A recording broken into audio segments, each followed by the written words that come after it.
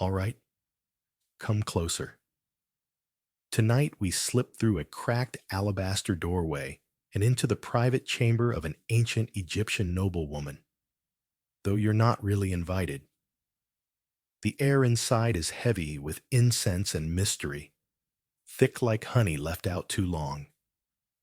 You tiptoe across polished limestone tiles, still warm from the day's sun, as soft chants echo faintly from the hallway beyond.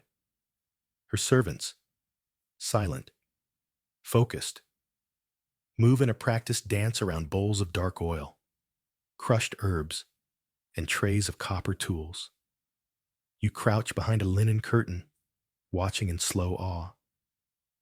The noblewoman doesn't bathe like commoners. Her nightly beauty ritual begins under moonlight, guided by scent and sensation.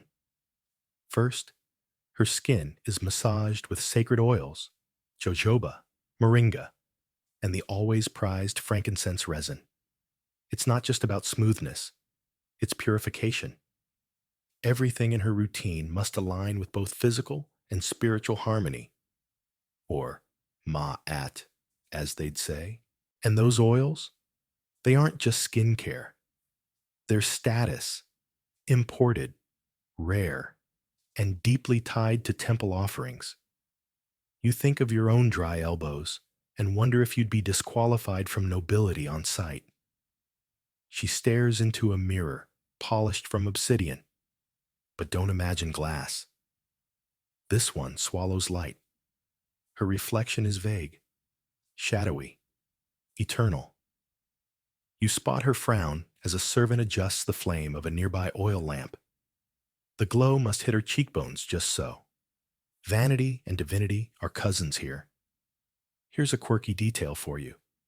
The Egyptians believed scented oils didn't just soften the skin. They calmed the ka, the soul's spiritual twin. So every drop had to be spiritually vetted. Historians still argue whether the midnight anointing was purely cosmetic or part of mystical rites. Some scrolls hint at spells whispered during application.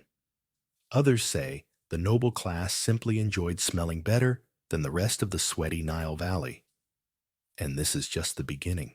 A servant brings out what looks like mashed figs, dates, and resin. Cole's primer. They whisper. Her eyes haven't even been lined yet. A moment passes. Outside, a cat yowls in the courtyard. You wonder if it's an omen or just Tuesday. The room smells of jasmine, myrrh, and a faint undertone of something burnt. Maybe cedar, maybe ambition. And then you sneeze. A single puff from behind the curtain. A servant turns. Her eyes lock with yours. You're caught. But instead of alarm, she gestures for you to approach. Maybe you're not the first intruder tonight. Maybe she finds amusement in letting someone watch the miracle of transformation. After all, power thrives on being witnessed. Now that you're closer, you see the tools: bronze tweezers, tiny spatulas, delicate combs with carved lotus handles. There's a jar labeled with a falcon sigil, probably for royalty only. A pot of green paste is opened. The scent of crushed malachite hits you like metallic dust. She speaks, finally, in a low tone. True beauty, she says, comes from patience, an ingredient stolen from gods. You don't reply. You're too mesmerized by the slow drag of oil across her collarbone, how every motion is a mix of faith, fashion, and fear of decay. You can't help but notice your reflection beside hers in the obsidian mirror. One of you glows, the other sweats, and that's when a servant begins to melt something strange on a copper dish. You hear fat sizzling, but we're not there yet. The copper dish crackles softly as the perfumed fat begins to melt. You wrinkle your nose, expecting something awful, but the scent is oddly pleasant, like roasted almonds mixed with honey and lilies left out too long in the sun. The servant lifts a small cone, pale, glistening, and slightly squishy, and places it carefully on top of the noblewoman's shaved head. It sits there like a bizarre little crown, wobbling slightly as she shifts.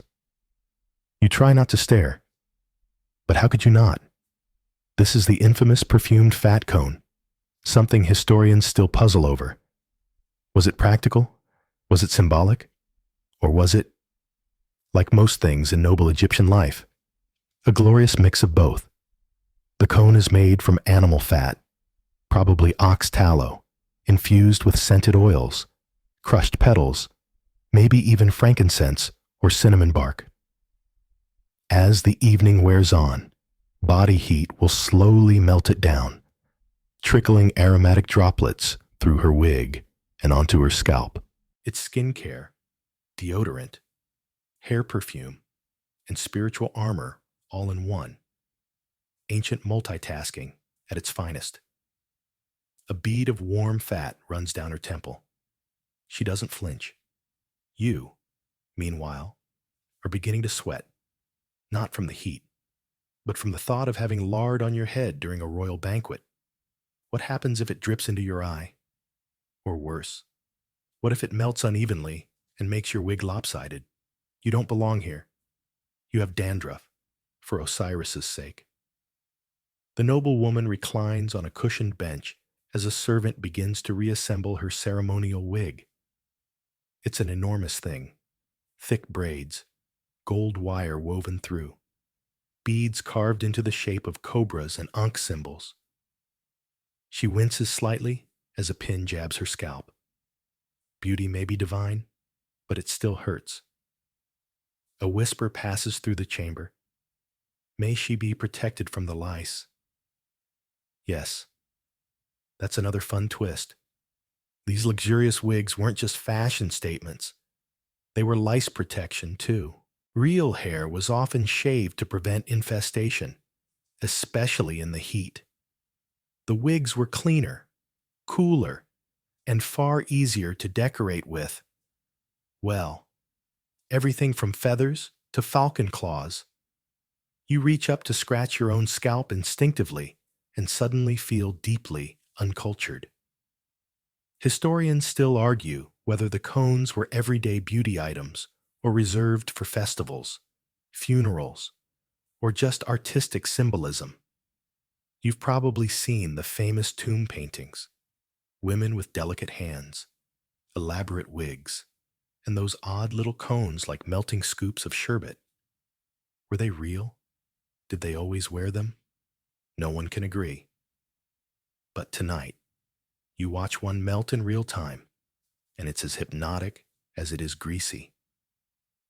The scent grows stronger now, a mix of floral and musk, heady and thick. It makes you feel sleepy, or maybe dizzy.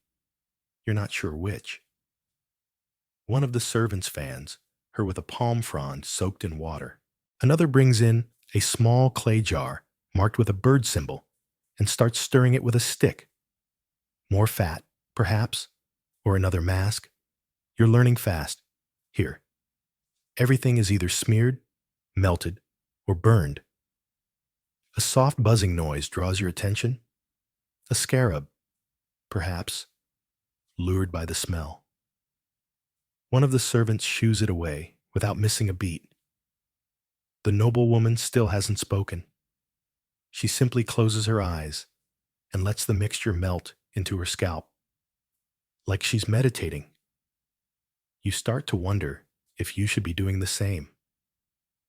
Maybe this is a sacred moment. Maybe you're intruding on a rite, not just a routine. But then she peeks one eye open and says, "Deadpan." You'd be surprised how many men propose after seeing this. You both snort. Her from superiority, you from disbelief. The ritual continues. A servant brings out a delicate silver comb, brushing through the wig strands so the perfume disperses evenly. The noblewoman raises her arms. Her underarms are hairless and glistening from some earlier scrub, probably involving ground seashells or If rumors are true, crushed desert beetles. You try not to think about it. She reaches for a small gold mirror, not to admire herself, but to angle the light better. You follow her line of sight and realize she's checking the cone's melt rate. You whisper, more to yourself than to anyone else. That's commitment. She doesn't respond this time. She just smiles. And just as the last droplet of scented fat slides down her neck, a servant brings out a small bundle wrapped in linen. It's time for your skin to meet crocodile dung. But more on that. Next, the bundle wrapped in linen is handled with great care, as if it contains relics of a long-dead pharaoh. It's set on a carved table, and the servant unties it reverently, layer by layer, until, there it is, a shallow ceramic bowl filled with a thick, dark paste. The smell hits you before anything else. Earthy, sour, with a sharp ammoniac edge that makes your eyes water just a bit. You know what it is before they say a word. Crocodile dung. Fresh, fermented, and mashed with goose fat, and a hint of sycamore fig sap. A concoction that no modern spa would dare bottle. But in this chamber, it's revered like gold. The noble woman doesn't flinch. She offers her bare shoulders to the servant, who begins smearing the paste in slow, deliberate circles. You fight every muscle in your body not to recoil as the pungent substance is spread across her collarbones, her cheeks, and even the soles of her feet. Why? Why on Ra's scorched earth would anyone do this? Two reasons, both perfectly ridiculous and perfectly logical, in that ancient Egyptian kind of way. First, sun protection. The blend was believed to block harmful rays and keep the skin supple under Egypt's brutal sun. Second, spiritual protection. Crocodiles were sacred, tied to the god Sobek. His power was wild, destructive, but also healing. Smearing his essence on your skin was like donning an invisible amulet against evil. Historians still argue whether nobles used real dung, or if this was a metaphorical recipe, later exaggerated by Greek and Roman gossip. But there are medical papyri, with recipes that include excrement from crocodiles, ibises, even flies, used for everything from facial masks to birth control. You watch as a servant pats a small amount under the noblewoman's eyes, like a concealer. She closes her eyes and sighs.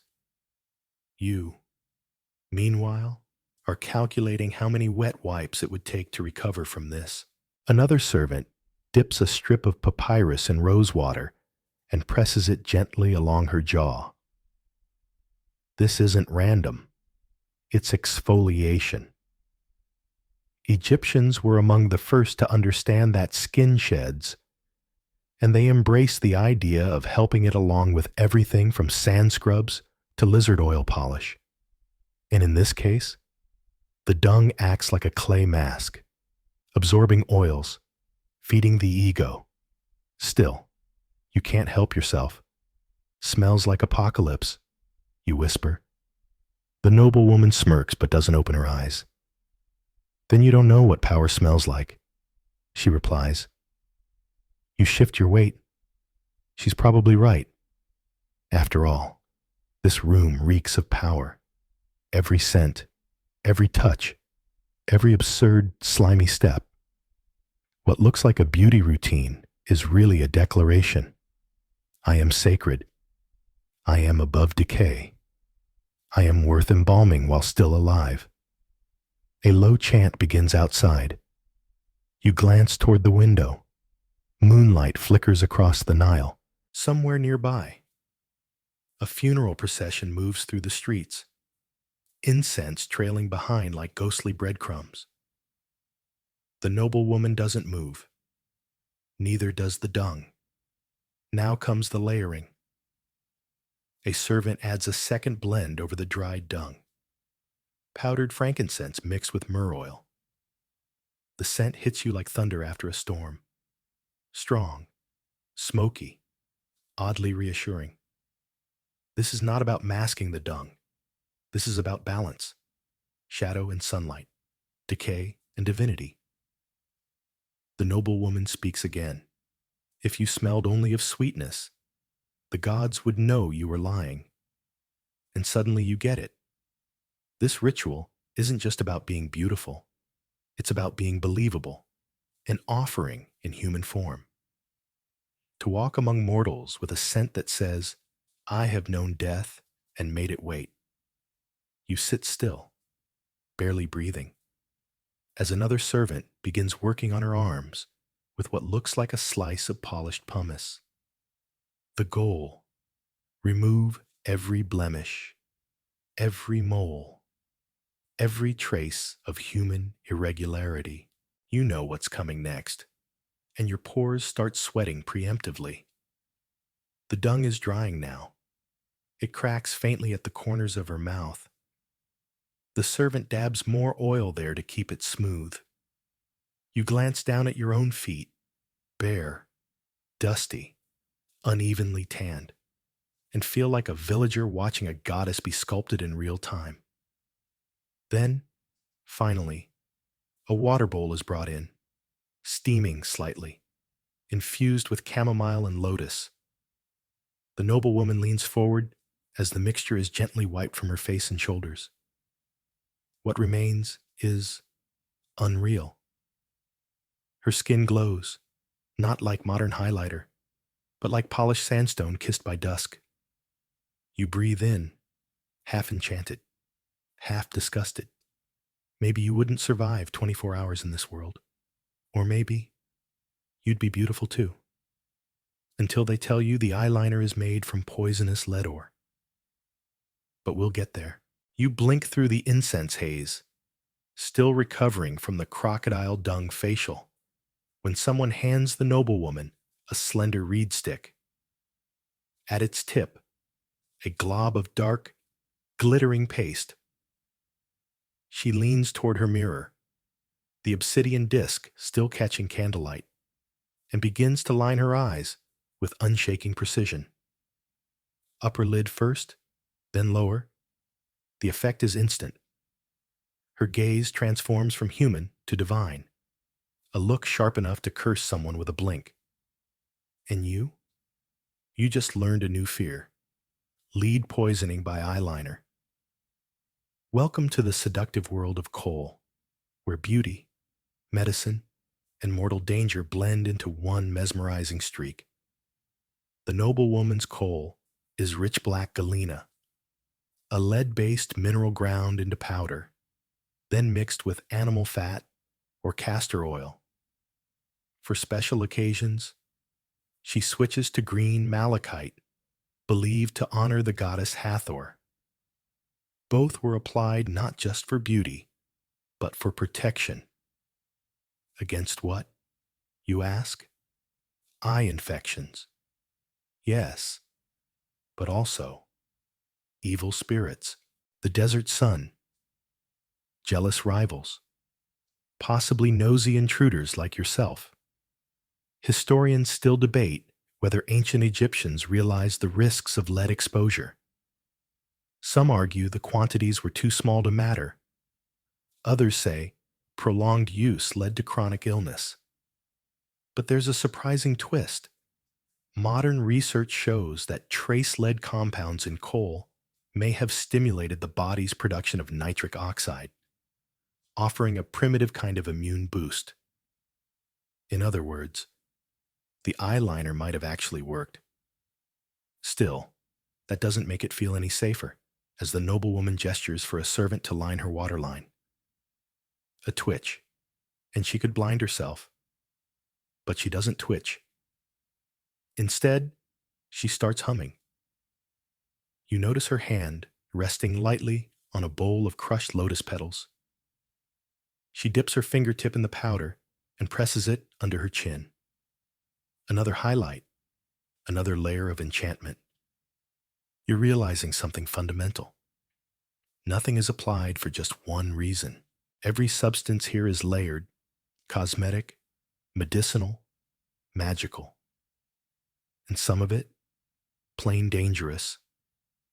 You glance at another tray and spot a small vial labeled with a tiny jackal head.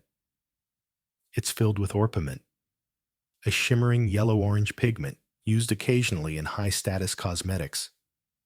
You've read about that one. Arsenic-based, stunning to look at, deadly if overused. You're sweating now, but not from the heat. One servant begins painting small dots near the noblewoman's temples. Maybe symbols, maybe beauty marks. It's hard to tell where the makeup ends and the spell begins. She moves her head just slightly, and the coal reflects back the flame like polished obsidian. And then she turns to you. "You look tired," she says, "dry as the desert wind." You nod. You're exhausted from watching this. She dips the coal stick again and offers it toward your face. "Would you like to try?" You hesitate. You want to say yes. You want to feel beautiful, powerful, immortal. But what if it burns? What if it works? Instead, you deflect. "I'm more of a natural look kind of person." She laughs, softly. Natural died with childhood. We make ourselves new every night. That's when another servant steps in with a small fan and begins waving it gently, drying the makeup. The scent of frankincense curls around you like a whisper. The noblewoman closes her eyes. Her transformation is nearly complete, and you're beginning to feel like you're disappearing next to her. You notice the weight of your body, your sweaty palms, your uneven breath, your very normal face, and realize how much effort it takes to look unnatural in the most divine way. As she opens her eyes again, lined in black and sharp as obsidian, you feel the air shift. She's not human anymore. Not entirely. She looks like someone who could make a pharaoh hesitate. She looks like someone who's worn coal through 3 dynasties and still laughs at the sun. You're not ready for what comes next, because now they're bringing out the razors. The razors arrive wrapped in linen, nestled beside a shallow bowl of sweet-scented water. They don't look like the razors you know. No pivoting triple blades, no foaming gel. These are delicate copper crescents, honed sharp enough to split a hair, and glinting like slivers of a hostile moon. You know what's coming. You try to pretend you don't. 2 servants begin by rolling the noblewoman's sleeves up to the shoulder, revealing skin already gleaming from previous oil massages. Another tilts her head gently to one side, exposing her neck. The first pass of the blade is quiet. Too quiet. You flinch anyway. The blade doesn't cut deep. It skims, but it removes everything. Every fine hair, every flake of dead skin, every speck that might suggest she's human and not carved from divine alabaster. Hair, in ancient Egyptian noble society, was not fashionable. It was dirty, vulgar, common. Cleanliness was sacred, and the elite took that to an extreme. Eyebrows, sculpted or plucked away entirely. Arm hair, gone. Head hair, shaved, only to be replaced by elaborate wigs or intricate headpieces. The idea wasn't just beauty, it was control. Over the body, over decay, over chaos. Historians still argue whether these full-body grooming rituals were daily events or reserved for specific holy days. Some suggest that women in high-status temples underwent these rituals weekly, while others believe the real purpose was linked to ideas of ritual rebirth, scraping away the mortal to reveal the divine. A servant gestures for warm wax, not beeswax. Something darker, stickier, made from sugar, lemon, and whatever deity was cruel enough to invent bikini-line torture 3,000 years early. You wince again as a stripe is applied to the noble woman's forearm, pressed with linen and ripped away without ceremony. She doesn't make a sound. Meanwhile, you're gripping the side of the bench just watching. Next comes the pumice. A block of porous volcanic stone is rubbed in firm circles over her legs and shoulders. It sounds like sandpaper kissing skin. You're amazed she hasn't disappeared entirely. Surely, after this much abrasion, only memory should remain. A servant pulls out a vial of oil to soothe her skin. Castor? Possibly. Or blue lotus, and begins applying it with what looks like a feather fan. The scent makes your shoulders drop. Even you feel softer just standing nearby. Then comes a soft cloth for polishing. Yes, polishing. They are literally burnishing her like a statue.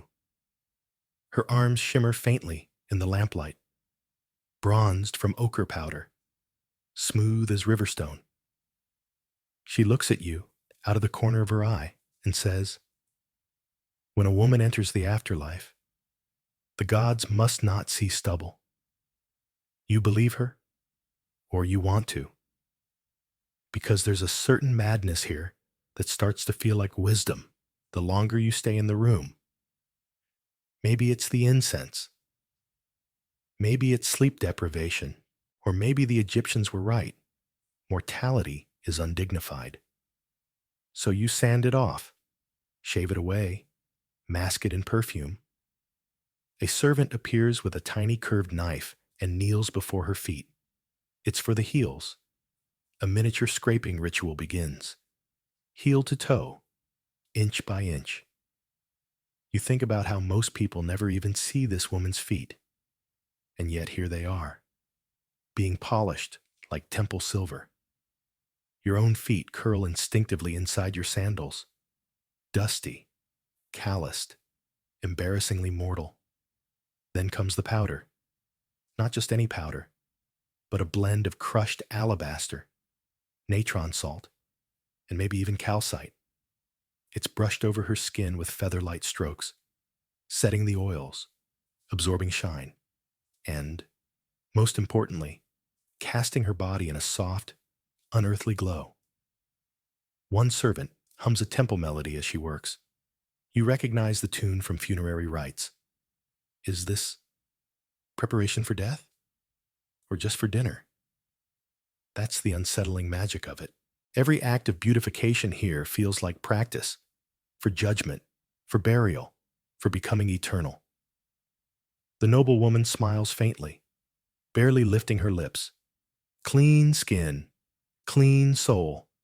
That's the rule. And with the final sweep of the cloth, she rises, silent, smooth, glowing. Then a different servant steps in, carrying a jug wrapped in gold wire. It's bath time, and this isn't your average bubble soak. The gold-wrapped jug sloshes as it's tilted, and a stream of warm, amber-hued liquid pours into a shallow, alabaster tub sunk into the chamber floor. Steam unfurls like a ghost rising from sleep, curling around the noble woman's ankles as she steps gracefully into the bath. You can't help but lean closer. What is that smell? It's not quite floral, not quite sour. Something between honeyed wine and wilted blossoms. A servant whispers, "Milk, and honey, and a hint of lotus, and beetle." You blink. "Beetle?" She shrugs. "The powdered kind. Good for the skin." You watch, wide-eyed. As more ingredients are added, goat's milk, known even then to soften and brighten the skin. Honey, prized for its antimicrobial properties, blue lotus petals, floating lazily across the surface like little dreams. And finally, something that looks suspiciously like a jar of ground carmine beetles. It's not just strange, it's luxurious, sacred. The bath itself is an offering to herself, to the gods, to the illusion of eternal youth. And it's not silent either. One servant begins chanting softly from the Book of Coming Forth by Day, a collection of sacred texts typically read during burial rites. It's a curious overlap. But then again, you're starting to learn. In ancient Egypt, the line between life and death was always flexible. This bath is not for dirt. It's for transformation. You shift your gaze to the noble woman's face. Her eyes are closed, her posture perfectly relaxed. Every inch of her has been oiled, shaved, lined, and scented. And now she soaks like a relic in sacred brine. You wonder if she feels anything, or if beauty this extreme eventually numbs you. She inhales deeply and speaks without opening her eyes. If the gods bathed, they would do it like this. A servant nods solemnly and pours a rinse from a second jug, this time infused with myrrh and pounded date seeds, believed to tighten the skin and carry anti-aging blessings. The noble woman leans back. The water laps at her chin, gilded by the flickering torchlight. The sensory contrast is wild. One moment, you're staring at a beetle-scented milk bath. The next, you're nearly hypnotized by the glitter of oil across her collarbone. A small table beside the bath holds bathstones, scrapers, and more jars, likely containing natron, the sacred salt used in mummification, here diluted and repurposed for exfoliation. You remember, natron preserves the dead, and now it's used to delay death for the living. Historians still debate how often these baths occurred. Some argue they were weekly rituals. Others insist this was reserved for pre-ceremony preparations or fertility rites.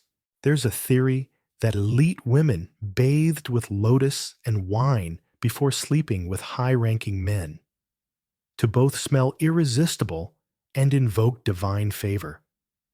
You wonder what kind of dates start with beetles and end with incense. Then something catches your eye. A small vial being added to the bathwater. Its contents shimmer unnaturally in the torchlight. You lean closer. "What's that?" you whisper. A servant replies, barely audible, "Crushed malachite, for blessing the skin with the color of life." You flinch. "That's a copper mineral." "Beautiful." "Yes, but toxic if misused." The noblewoman's legs are faintly tinged green now, like a statue come alive. Again, the contradiction. Glowing beauty mixed with quiet poison. They never chase perfection directly here. They chase symbolism, divinity, illusion. Everything must hint at something greater. As the bath cools, one servant prepares warm linen towels while another lights a bundle of Kefi incense, a rich, smoky blend of wine, honey, frankincense, and about 16 other sacred ingredients. Its aroma fills the room with a heavy sweetness, pressing on your eyelids like a lullaby you didn't expect. The noble woman stands. Water trickles down her in perfect lines. Her skin glistens like burnished gold. She steps from the tub without shivering, without blinking. Like this is the most natural thing in the world. You, on the other hand, are struggling to stay upright. You're overwhelmed by heat, by smell, by the sheer ritualistic pressure of maintaining such perfection. And yet, you're in awe. Because for all the sweat and the stench, there's a kind of magic here. A magic that says, you don't age, you ascend. A servant gently dries the noblewoman's feet, with linen embroidered in blue thread, likely referencing the goddess Isis. You recognize the pattern. It's also carved on tomb walls, and as the last droplet falls from her elbow into the dark bathwater, another servant appears, this time carrying a small obsidian needle and a pot of henna. It's time for the tattoos no one talks about. The servant approaches with practiced calm, holding the obsidian needle like it's sacred, which it probably is. She kneels beside the noblewoman and opens the tiny clay pot of henna, its rich, earthen scent immediately rising through the air like memory. You watch, almost holding your breath, as the noblewoman extends one hand without hesitation. This isn't decorative hand art for a party. No flowers, no vines. The henna is thick, dark, and destined for somewhere far more private. The servant dips the needle, not in ink, but in henna paste mixed with crushed indigo and date ash. This recipe isn't written in any scroll. They pass it down by whispers, and the design she begins to etch is deliberate, precise. It disappears beneath the edge of the noblewoman's inner sleeve. You realize you are now witnessing one of ancient Egypt's most whispered secrets, the existence of noble tattoos. Yes, tattoos. But don't picture modern sleeves or sailor anchors. These were personal, ritualistic, often hidden under clothing or jewelry, and placed only where chosen eyes could see. Historians still argue about them. Were they symbols of devotion, status, healing charms? Some evidence suggests priestesses of Hathor bore tattoos to signify divine connection. Others argue they were medicinal, inking protective glyphs over vulnerable spots like the womb or spine. But the elite? That's murkier. Until now. The noblewoman glances at you, reading your hesitation like a scroll. You think only soldiers mark themselves? She asks. You stammer something about the permanence. She smiles. Mortality is permanent. This is just a reminder. The servant finishes her work and dusts the spot with ground sandalwood to set the pigment. You catch a glimpse of the design before the sleeve falls back into place. An ankh, pierced by a crescent moon. Not a royal crest. Not a public symbol. Something private. Maybe romantic. Maybe dangerous. Then comes the ink. A second pot is opened, this time containing carbon black paste. The same substance used for hieroglyphs on sacred papyri is now dabbed gently behind her earlobe. A single mark, no bigger than a fly's wing. You strain to see the shape. It's a scorpion. Why a scorpion? The noblewoman explains without being asked. For protection, for poison, for both. She turns her neck and gestures for another glyph to be drawn at the base of her skull. This one shaped like the eye of Horus. The eye watches. The eye remembers. And you're beginning to realize every part of this ritual is a blend of vulnerability and invocation. Beauty is camouflage. Art is defense. You shift on your feet, feeling the weight of your own unmarked skin. In this world, that might make you invisible, or worse, forgettable. And then comes the part you never expected. The servant lifts the edge of the noblewoman's wig. Beneath it, hidden among the fine braids and tiny amulets, are more tattoos. Some faded, others sharp. One resembles a lotus opening around a flame. Another, just 3 dots in a triangle. You sense each has a story, and none will be told aloud. She catches your stare and says, "They only ask your name when you're gone. I make mine visible now." You nod, unsure whether to be reverent or alarmed. Another servant brings a small mirror, polished to near perfection. The noblewoman inspects each tattoo, then nods with satisfaction. Her transformation is almost complete, not just of skin, but of identity. Henna fades with time, sure, but what it leaves behind, that's harder to scrub. You glance toward the table, where dozens of ink pots wait in quiet rows. Some are labeled with stars, others with serpents, each a recipe, each a story in liquid form. You wonder how many were ever used, how many were abandoned, how many turned out to be curses rather than blessings. Then the servant rinses her hands with lemon oil, signals completion, and steps back.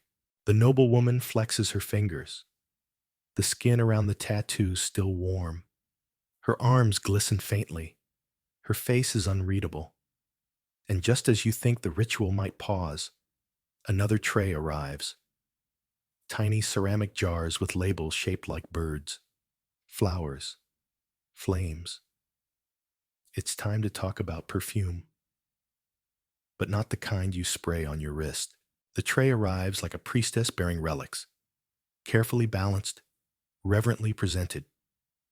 It holds 6 small ceramic jars, each sealed with beeswax and marked with a symbol: a bird in flight, a coiled papyrus stem, a blue lotus, a flame, an open eye, and a tiny ankh. You don't know which one to fear or desire. This, you're told, is the perfume ritual. But in ancient Egypt, that word barely scratches the surface. These aren't scents. They're identities, prayers, flirtations, threats. The noblewoman gestures, and a servant begins unsealing each jar one by one. With every lid lifted, a new aroma floods the chamber. First, myrrh, deep and resinous, sticky with mystery. Then blue lotus, lighter, sweeter, with a floral note that feels familiar, euphoric, even. You inhale too quickly, and your knees wobble. The servant chuckles softly. Lotus intoxicates. If you breathe it wrong, you nod, eyes watering slightly. Noted. The noblewoman inhales each jar deliberately, pausing, assessing, like a general selecting weapons for battle. Finally, she points to 2, one with the lotus symbol, the other marked by flame.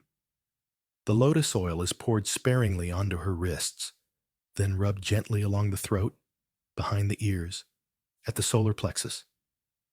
Not too much. Egyptians believed excess invited imbalance.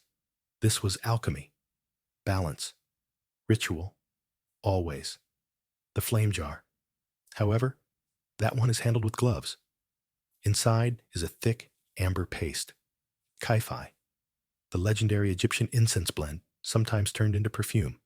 It's made of honey, wine, cinnamon, frankincense, juniper berries, raisins, and, yes, charred animal bones.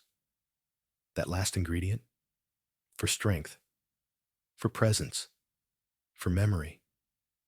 The servant warms a speck of kaifi between her palms and begins pressing it gently along the noblewoman's collarbone, down the line of her back, and at the arch of each foot.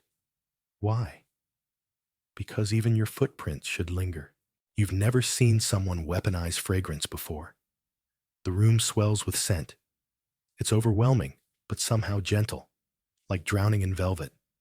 And the noblewoman changes with it. She becomes the perfume, mystical, floral, smoky, and sharp. If beauty is armor, scent is the invisible sword. Do you always choose lotus and flame? You ask. She smiles. No, but tonight I am soft and dangerous. You don't doubt her. You can't even look at her directly now. She radiates something more than beauty. It's presence, authority, something close to divinity. Here's a quirky twist for you. Egyptians didn't just wear perfume, they burned it at their feet during audiences to create scented clouds that enhanced their perceived status. The higher your rank, the more elaborate your smell. There's even a theory that one nobleman died from a concoction of scent applied so liberally it suffocated him in his sleep. Fragrance here is not passive, it's power. Historians still debate whether certain temples used perfume rituals to communicate with the gods. Some believe that priests offered incense not just to honor, but to attract deities, to tempt them into presence. You wonder if the noblewoman is trying something similar. Maybe this isn't about men, or parties, or even appearances. Maybe she's dressing for the gods.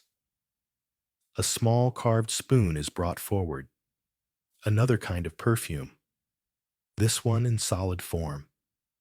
It's meant to be placed beneath the tongue, releasing fragrance when she breathes. Yes, even her breath is perfumed. You instinctively cover your own mouth. You probably smell like fear and confusion. She notices, of course. "Don't worry," she whispers. "The gods have smelled worse." Then, from the back of the chamber, comes the final test. A delicate silver censer is lit, charcoal burning in its belly, tendrils of smoke rising like offerings.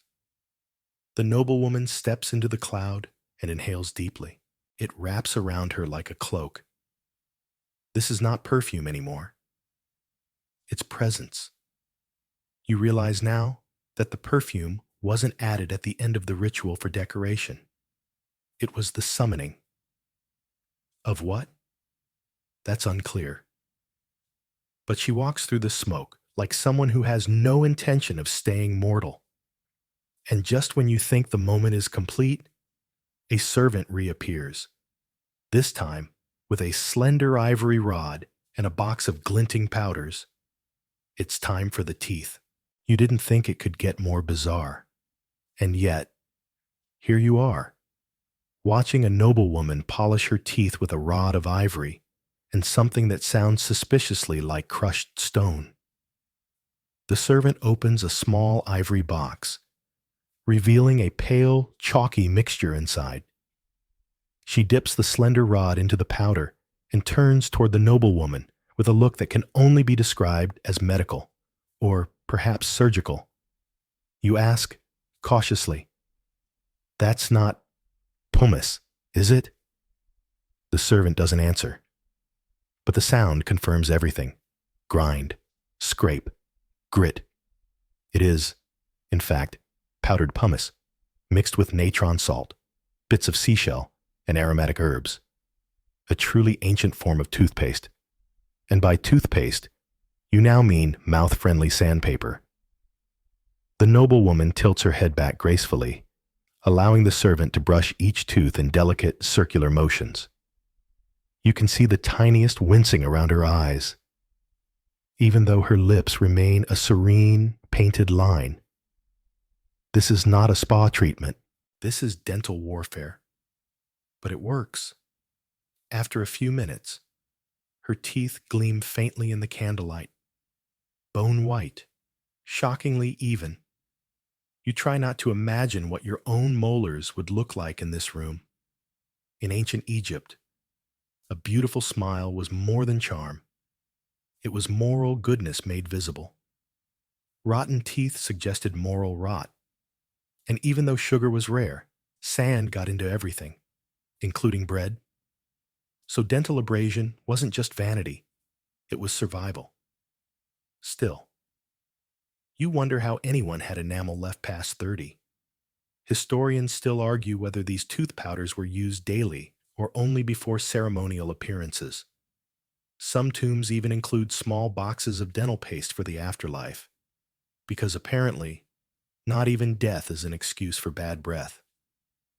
You watch as another powder is mixed with oil and applied to her lips. Not lipstick, exactly, but a natural gloss made from red ochre, beeswax, and fig juice. It glistens like fresh pomegranate seeds. She smacks her lips once, approvingly. The look on her face says, yes, the god should absolutely fall in love with me. Then comes the mouth rinse. Not water. Wine. The servant brings a small cup of diluted red wine infused with peppermint, myrrh, and clove. The noblewoman swishes it gently, then spits it into a marble basin. The scent lingers, warm, sharp, strangely seductive. She glances at you and says, even my words must smell divine. You believe her? You would. At this point, believe anything. She breathes deeply and exhales, her breath carrying notes of spice and smoke and something floral you still can't identify. You take a cautious half-step back, unsure whether to bow or applaud. Then you notice the nails. They are long, painted, bejeweled, but not just in the way of a modern manicure. Each fingernail is an art object, a canvas of status, magic, and a touch of menace. You lean in to look closer. One nail is painted in crushed malachite green, another in lapis lazuli. Two have gold foil pressed into the surface like tiny suns. But it's the metal caps, thin casings of gold, electrum, and silver, that stop you cold. They cover her fingertips like miniature armor. You realize she hasn't used her bare hands for anything all night. Servants have done all the work. These are not hands for labor. These are hands for symbolism. The caps clink softly as she flexes them. You wonder aloud, how do you do anything with those? She turns her hand towards you like a priestess offering judgment. I command. That is enough. One nail bears the tiny etching of the Eye of Horus. Another has a crescent moon inlaid with coral. These aren't decorations. They're wards, each finger a spell, each gesture a message. You're reminded of temple murals where gods extend fingers to bestow life. Maybe that's what she's channeling. Or maybe she just enjoys the sound they make when they tap against a goblet. The servant applies a final gloss to the nails, frankincense oil mixed with saffron and carob, and then buffs each one until it glows. The clinking continues as she flexes, rotates, and finally rests her hand against her cheek in an exaggerated pose. She looks at you from beneath heavy, coal-lined lids. Still think beauty is just for the mirror? You shake your head. No. This is performance. This is politics. This is warfare, waged with teeth, breath, and fingertips. A bell rings softly outside. The ritual is almost done. But not before one final miracle. The wig. And this one is hiding more than just her scalp. The wig returns like a crown of secrets. No servant dares handle it casually. It's brought forth on a carved cedar tray, wrapped in linen and perfumed with crushed rose petals, sandalwood chips, and a trace of frankincense. An aroma so rich it arrives in the room before the hair does. You expected something heavy, clumsy, tacky. You were wrong. This wig is art. It flows like river reeds, dark and glossy, every strand coiled, braided, or twisted into perfect harmony. It's not one solid mass. It's a layered construction, interwoven with gold wire, lapis beads, and tiny charms. You spot the familiar shapes: scarabs, ankhs, the eye of Ra, a falcon feather, and something that looks suspiciously like a tiny scroll. The noblewoman gestures for it to be placed atop her shaved head. As the weight settles into place, you notice how her whole posture shifts.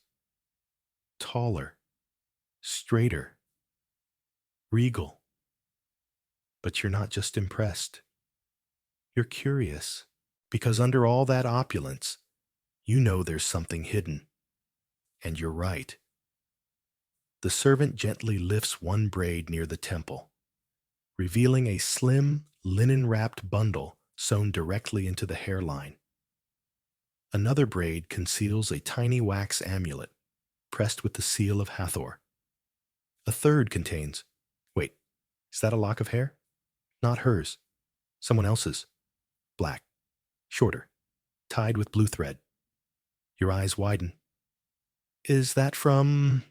She cuts you off. Yes. And no. You can't ask. Historians still argue whether these embedded tokens were common among noblewomen or unique to priestesses and royal mistresses. Some claim these hidden items served as love charms, fertility wards, or even binding spells to influence court politics. A few papyrus fragments describe wigs woven with strands from deceased lovers to ensure reunion in the afterlife. You suddenly realize her wig isn't just fashion, it's story, memory, weapon. You look closer. One braid has been singed at the tip, intentional. A curse mark. Perhaps. Another is stiffened with resin, holding a coil shaped like a serpent. There's even a braid tied in the exact knot used for funerary shrouds. It hits you. This wig isn't designed to be removed easily. It's part of her, or someone she used to be. Wigs, she murmurs, running fingers down the length of a polished twist, are for those who wish to change faces without changing fate. You think of modern wigs, cheap, itchy, disposable. You feel embarrassed. You're standing in front of a headpiece that has its own narrative structure. She turns to her mirror again, adjusting a small bronze pin to lift a curl just above her temple. Behind her, a servant fixes the final strand using what appears to be beeswax glue. You wonder how long it takes to undo. She answers before you speak. 7 hours to build, 3 to sleep, 1 to wake. She doesn't mention undoing at all. The scent of the wig alone could knock someone unconscious. Myrrh, lotus oil, and the faintest hint of clove. You find yourself swaying slightly. Then you catch something new, a hollow clink when she moves her head. You ask, quietly, "Is there metal inside?" She nods. Small weights, keeps posture perfect. A noble woman must never slump. You try standing straighter. Your back protests immediately. And suddenly, your brain starts adding it all up. The heat, the layers of fat and oil, the perfume paste, the lead coal, the weight of this headpiece of history. You wouldn't last an hour in her place. And yet, she looks bored, calm, powerful. The servant tightens the final braid, tucks in the last bead, and steps back. Now fully adorned, she touches her temple once, a gesture of readiness. And then she says, "Now, they'll see who I've chosen to be." You glance around for a chair, something to sit on while your knees recover. But before you can collapse, the doors creak open. A breeze flows in, the smell of dust, jasmine, and roasted goat wafts in from the outer courtyard. It's time. And as she turns to leave the chamber, another servant enters behind her, carrying a jar of powdered ochre and a goat hair brush. One final step, changing the color of her skin. You're still reeling from the architectural marvel that is her wig when the next phase begins. Quietly, casually, as though it were just another brushstroke. But this is no minor touch-up. This is a recasting. The servant opens the jar, and the room fills with the earthy scent of ochre, mineral-rich, sun-baked, ancient. It smells like cliffs and clay, and things pulled straight from the bones of the desert. You lean in and realize it's not just red, it's a specific shade, somewhere between copper and dust, carefully blended to resemble sun-warmed limestone. This is skin tone engineering. And the brush in the servant's hand, made of goat hair, bound with papyrus twine, soft as temple silk. The noblewoman stands still as the powder is dabbed onto her arms, her collarbones, her face, not caked, not painted, dusted, like she's fading into a sculpture. The effect is eerie. Her features start to flatten slightly under the powder. Like the statues you've seen lining tombs, she's becoming less human, more eternal. You finally understand what they meant by sacred skin tones. Nobility was never meant to look alive. Alive means flawed. Alive means weak. But golden, terracotta, alabaster, that's what gods are carved from. Historians still argue what the ideal noble skin tone truly was. Some believe paleness suggested protection from labor and sun, while others point to tomb paintings where women are painted golden, radiant, ethereal. Was it beauty, divinity, or both? And here's the kicker. This powder isn't just aesthetic. It's mixed with crushed limestone, natron, and ground lotus seed, creating a kind of antibacterial foundation. Not only does it shimmer, it preserves. The noblewoman raises her arm, and you see a shimmer like mica across her shoulder. She isn't bronzed. She's sealed. The servant leans in with a second brush, this one finer, dipped in a faint bluish tint. She applies it under the noblewoman's eyes and across the lids, not for color, but for contrast, to make the ochre look even more surreal by comparison. The transformation is stunning and a little unnerving. Her face now resembles something found in a tomb, polished and lifeless in the most exquisite way. She catches your eye in the mirror and says, "I wear the face they'll bury me in. That way, no one is surprised." You try to smile. It doesn't quite land. Another servant appears with a strip of linen, not for wrapping, but for testing. He gently presses it to the noblewoman's cheek, then lifts it. Not a speck transfers. She is set, finished, unstainable. Even the sweat from the warm chamber beads and vanishes, absorbed by the powder. You touch your own forehead and feel instant shame. Your pores are treason. You glance at her hands. Yes, they're powdered too. Even the backs of her fingers. Even the crease of her neck. You wonder if there's anything underneath at all. Would she still look human without this shell? And just when you think it's over, one more layer is added.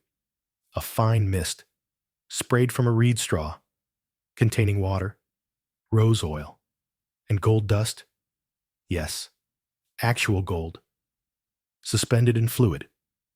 When the mist lands, it leaves a trace that's barely visible, except when the torchlight flickers.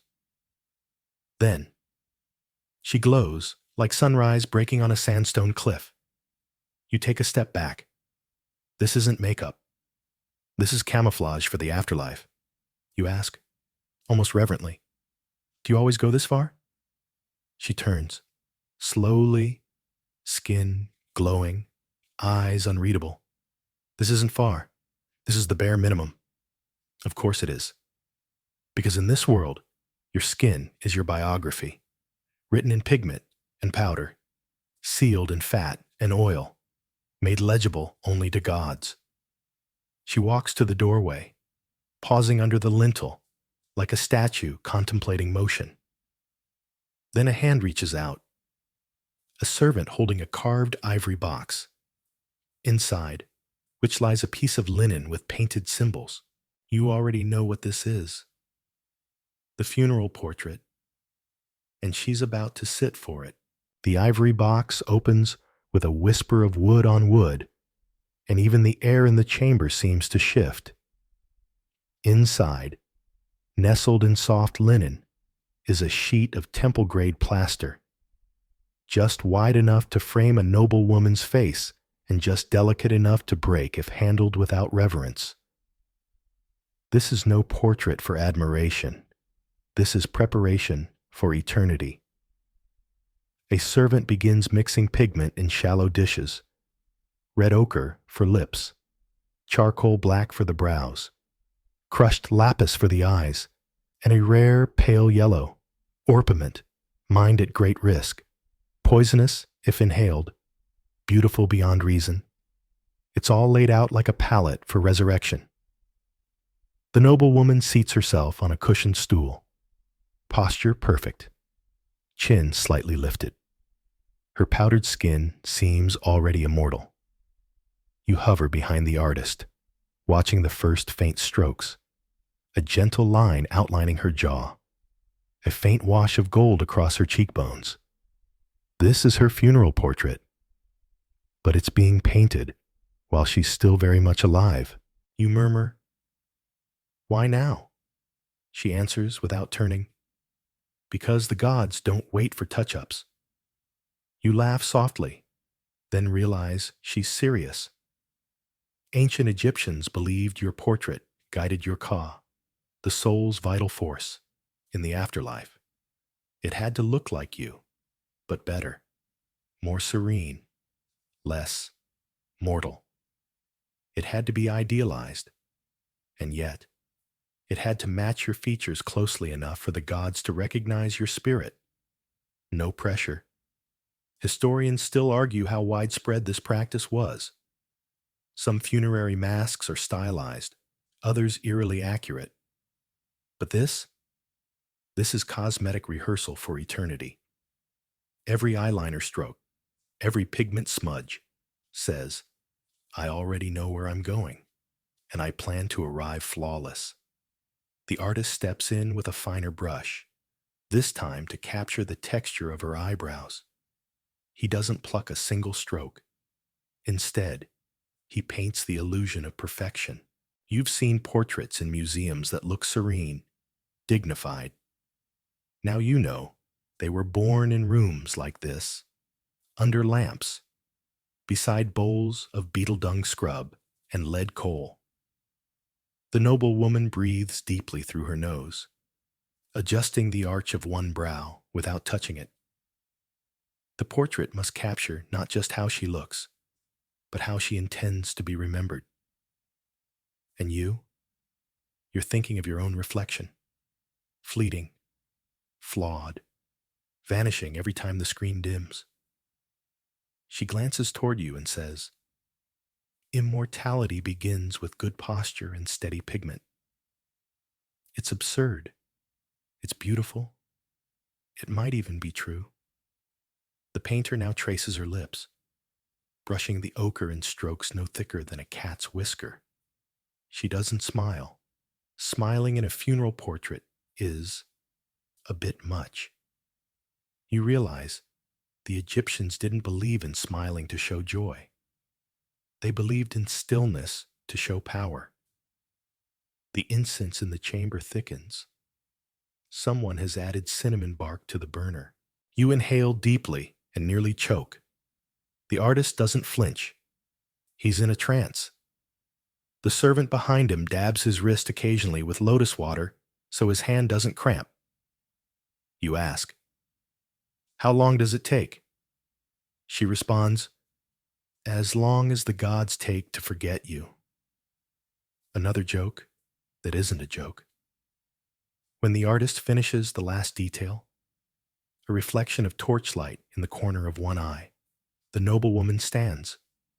A servant lifts the plaster gently and blows across its surface. The image is astounding. She looks both present and vanished, familiar, yet untouchable, like someone who once breathed and might again. The noblewoman looks at her portrait and nods. "That's me," she says. Then, after a beat, "But only the version that can't be ruined." It hits you then.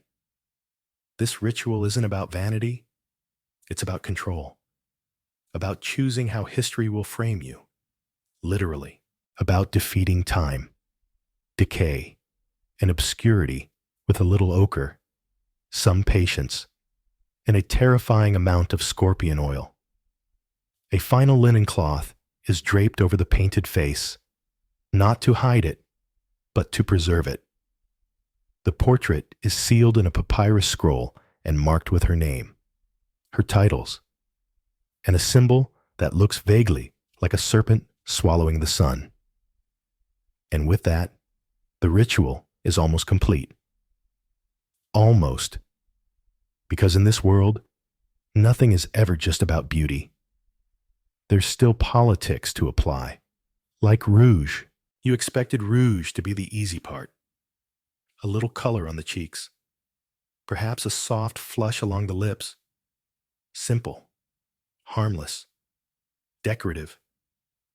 But this is ancient Egypt. And here, cosmetics are currency.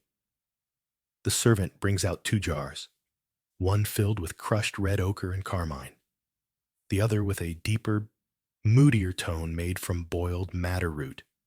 One is youth, the other is strategy. Neither is chosen at random. The noblewoman lifts the lid of the first jar, inhales, and sets it down without a word. She picks the second. You barely notice the application at first. Just a slight dab to the cheekbones, then a more deliberate stroke across the collarbones. Yes, even those. The rouge isn't just for facial allure. It's applied wherever skin might peek through linen, wherever power needs to be visible. The servant blends the pigment with a little myrrh oil and smooths it into the skin until it leaves a faint crimson glow, like a secret held just beneath the surface. Then the noblewoman speaks, quiet but razor sharp. Blush too high says you're reckless. Too low says you're old. You raise an eyebrow. She's not joking. Turns out, in this world, the placement of rouge could seal your fate. It was read like a language. Too much near the mouth? Desperation? Too much on the forehead? Madness? A touch on the temples? That's ambition. Historians still argue how codified these rules were. Some believe noblewomen used rouge like we use power ties, visually manipulating attention, commanding mood, signaling rank without saying a word. Others think the distinctions were more religious. Certain pigment placements believed to attract favor from gods like Hathor or Isis. But the noblewoman here, she's not attracting gods. She's maneuvering around mortals. She glances in the mirror, adjusts her neckline, and applies the final dot, a barely visible rouge mark just under her left ear. You lean in. What does that one mean? She meets your gaze and whispers, I'm listening, but I don't trust what I hear. Chills, literal chills. A servant now steps in with a carved wooden palette holding 6 small pots of lip tints, berries, brick red clays. Even one shimmered with mica flakes. It's not lipstick. It's rhetoric. She chooses one with a brownish tint, stirs it with a reed stick, and applies it with her fingertip. The result? Not seductive, strategic, subtle enough to seem effortless, dark enough to imply decisiveness. You suddenly realize this isn't about looking good. It's about being seen correctly. Every pigment she's applied tonight is a political signal. To whom? To other noblewomen, to priests, to rivals, to suitors, to spies. You whisper. Do people really notice all this? She doesn't smile, just replies. They notice what they're allowed to. There's a low clink as the empty rouge bowls are cleared away. And suddenly the mood shifts. A breeze drifts in from the courtyard. Outside, voices rise. Laughter, gossip, sandals against stone. She isn't readying for sleep. She's preparing to enter court. And now you see it. Everything that seemed absurd earlier. The dung mask, the lard cone, the fatal eyeliner wasn't about beauty. It was about defense, projection, calculation, like a general before battle. She's painted the armor that best deceives. A servant steps forward and fastens a necklace of faience beads around her throat. The final accent, an amulet, a warning, a wink. She adjusts it slightly. If they see rouge, she murmurs, they assume you're trying. But if they see power, she lets the sentence hang, unfinished. You understand the rest. And just when you think the transformation is complete, a final object appears, a veil, but not for hiding, for performance. The veil is impossibly thin, so sheer it catches the lamplight like a spider web, yet so deliberate it silences the room. It's folded 4 times and tucked into a narrow ivory box lined with lapis beads. This is not something tossed over the head for modesty. This is a weapon. The servant lifts the veil with tongs, careful not to wrinkle it. It's linen, yes, but not like any you've seen. It's soaked in blue lotus essence, stiffened slightly with resin, and embroidered with gold thread so fine you wonder if it was stitched by hand or by priest. You've seen veils used to shield faces from the sun or the dead from the living. But this veil is a statement. The noblewoman tilts her head as the servant fastens the corners gently behind her ears, then slides the cloth forward so it drapes across her lower face. Her mouth disappears. Her chin softens. Her presence shifts from human to symbol. Only her eyes remain visible, and they're terrifying. The effect is immediate. With the veil in place, every glance becomes charged. Every blink is an insinuation. You find yourself unable to maintain eye contact, even though you want to look badly. She breathes through the veil and says, "Let them wonder if I'm smiling." It's not mystery for the sake of beauty. It's ambiguity as control. In court, this veil will say everything she doesn't have to. Historians still debate the function of veils in elite Egyptian life. Some believe they marked mourning.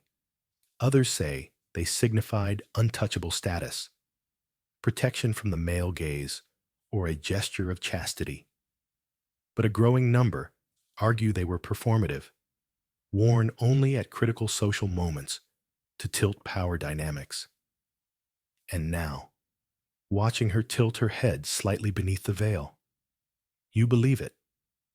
It's not hiding anything. It's announcing that you're not allowed to know. A servant offers her a bronze hand mirror. She studies her reflection, what little of it remains visible, and simply nods. Then comes the final act of the performance. Walking. But not just walking. Procession. 2 servants lay a woven reed mat down from the stool to the outer corridor. The noblewoman steps lightly, her feet making no sound. Her powdered skin doesn't crease. Her wig doesn't shift. Her nails glint with each movement. You realize she's floating. No, not floating. Calculatedly gliding. Even her pace is deliberate. 3 beats, pause, half step, turn. It's choreography. Trained, rehearsed, repeated. She's entering the courtyard not as herself, but as a curated entity. A servant murmurs to you. She'll be seen for 15 minutes, maybe less, then back to scrub it all off. You blink. All this for 15 minutes? But of course, that's the entire point. Power doesn't need permanence. It needs precision. She pauses at the doorway. Torchlight spills across her features, casting her veil in golden glow. People beyond the curtain hush. You hear murmurs. Her name. A gasp. The breath of someone recognizing the scent before seeing her form. She hasn't spoken. She hasn't smiled. And yet the room bends toward her like reeds in the Nile breeze. As she disappears down the corridor, a servant begins cleaning the chamber. Powder is swept. Oils are corked. The fat cone's remains are scraped from the tile. The ritual, undone as swiftly as it was constructed. And you, still frozen in place, ask, does she do this every night? The servant pauses and looks at you. Only when survival requires art. Another servant folds the now empty veil box, locking it with a clasp shaped like an ibis. The chamber dims. The incense fades.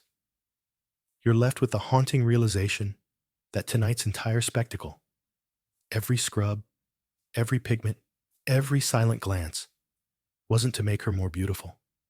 It was to make her unquestionable. And tomorrow, she'll do it all again. Or not. Because the real ritual isn't the beauty. It's the choice to perform it. The chamber is almost silent now. A few soft flickers of oil lamp remain, casting long shadows across polished stone. You're still standing there, surrounded by the scent of perfumed fat, lotus resin, and the last trace of kiffy smoke, like a perfume shop that also moonlights as a shrine. And in this dim hush, you realize something unsettling. She's gone. The noble woman. The woman you watched metamorphose from human to statue to myth. All that color, texture, and choreography. It's disappeared down a corridor with the faint whisper of gold-capped fingernails and the echo of power trailing behind like incense. But her presence still clings to the room, not just as scent, not even as memory. It lingers like evidence, proof that beauty, in this time, was not indulgence. It was survival. And what a brutal ritual survival was. You glance again at the now cooled cone of fat, a tiny puddle of wax on the tray, a smear of ochre on the linen cushion, the faint imprint of powdered toes on the reed mat. These are her leftovers, the ghosts of her construction. You feel oddly hollow, like you've just witnessed a storm, but the sky remains clear. Then a final servant enters. She's younger, quieter. She carries a small bundle and begins to undo the night's work, not on herself, but in preparation, folding cloths, resorting the pigment jars, grinding a bit of new coal for tomorrow. You ask her, softly, how long does it take to learn all this? She looks up from her task, shrugs. A lifetime. And what if someone forgets a step? She smiles faintly. Then someone else takes your place. You sit down. Finally. Your knees have given up pretending. The bench beneath you is warm. The mirror nearby still reflects your face, but distorted now, after everything you've seen. You look tired, very tired, and somehow very unfinished. Because in this world, beauty isn't a product. It's a performance, and performances must be repeated, rehearsed, endured. Each line of eyeliner, each scraped heel, each perfumed lock of hair was an act of reclamation against age, against irrelevance, against the unrelenting desert heat and the ticking of time. In ancient Egypt, beauty wasn't skin deep. It was skin armor. And yet, you're struck by how fragile it all is. One wrong ingredient, one broken jar, one patch of skin reacting badly to beetle resin, and suddenly, the goddess becomes mortal again. But still, they chose this. These noble women, These priestesses, these courtiers, they turned ritual into identity, pain into power, smell into language, and vanity into a lifelong thesis on legacy. Maybe the scholars are right to argue. Maybe they'll never fully agree on what these rituals meant. But you've seen them now, up close. And if you had to guess, you'd say they weren't trying to look beautiful. They were trying to disappear on their own terms, to be remembered in controlled perfection, to make sure the gods and everyone else saw only what they allowed, no more, no less. And so now, as you settle into the quiet, you think back to that first moment when you entered this chamber, when she was still just a woman, half lit by a flickering lamp, preparing her oils in the dark. She's not that woman anymore. She's something else, something the desert will never reclaim. The cruelest pharaohs in ancient Egyptian history. We walk along a river that's older than time, and yet it smells like fresh blood. The Nile shimmers in the moonlight, but it's not peace you feel. It's something sharper. The guards are already lining the docks, spears gleaming in the torchlight, sandals slapping against stone like metronomes of doom.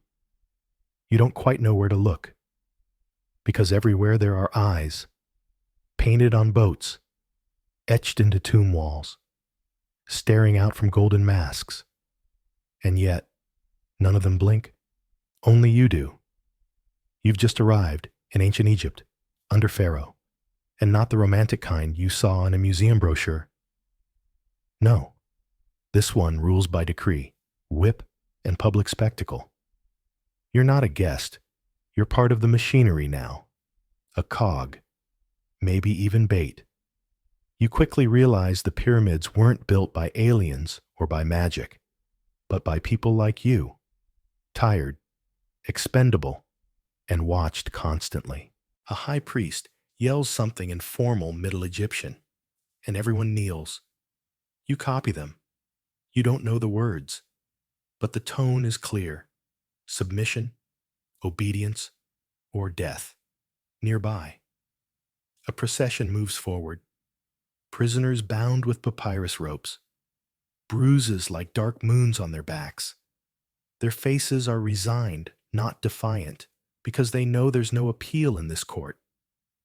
One by one, they're marched to a raised dais where a bejeweled man in linen robes sits, not moving, not smiling.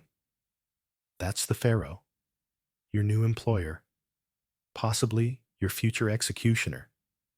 The first man is accused of stealing temple grain. The priest doesn't even pretend to read the charges.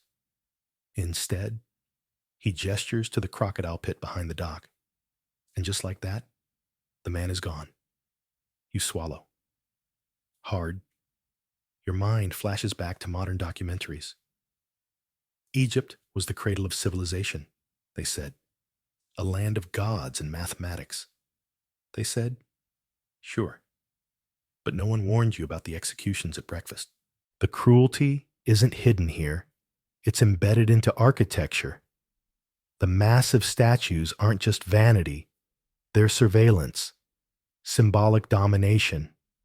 The colossal stone feet of a pharaoh rest atop a row of conquered foreigners. You're meant to feel small. You are small. A scribe eyes you from a distance, likely calculating your worth in labor units. You try to stand straighter. Too late. He's already scribbling. You overhear a servant whisper that this pharaoh ordered his brother drowned in the Nile for failing to bow quickly enough. Historians still argue whether that was political maneuvering or sheer sadism. Either way, the result was the same.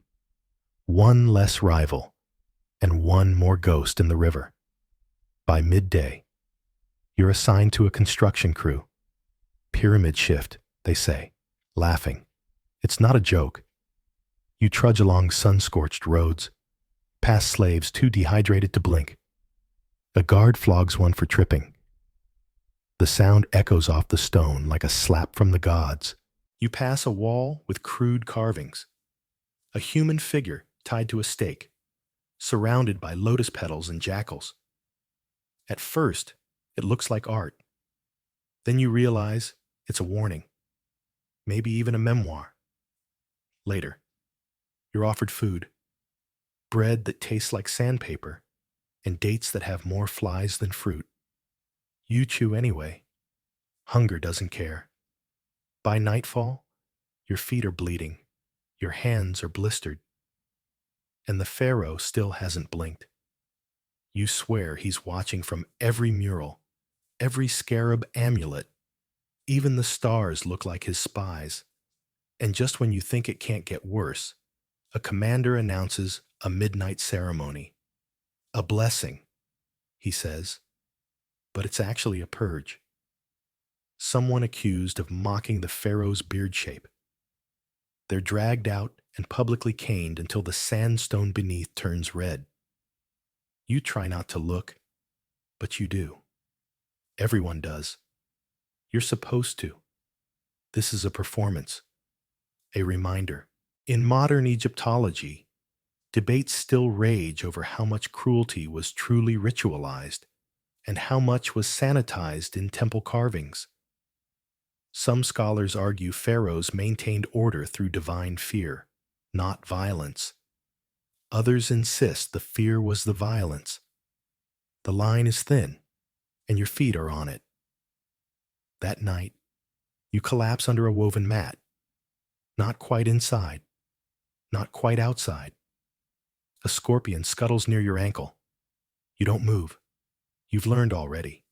Motion is risk.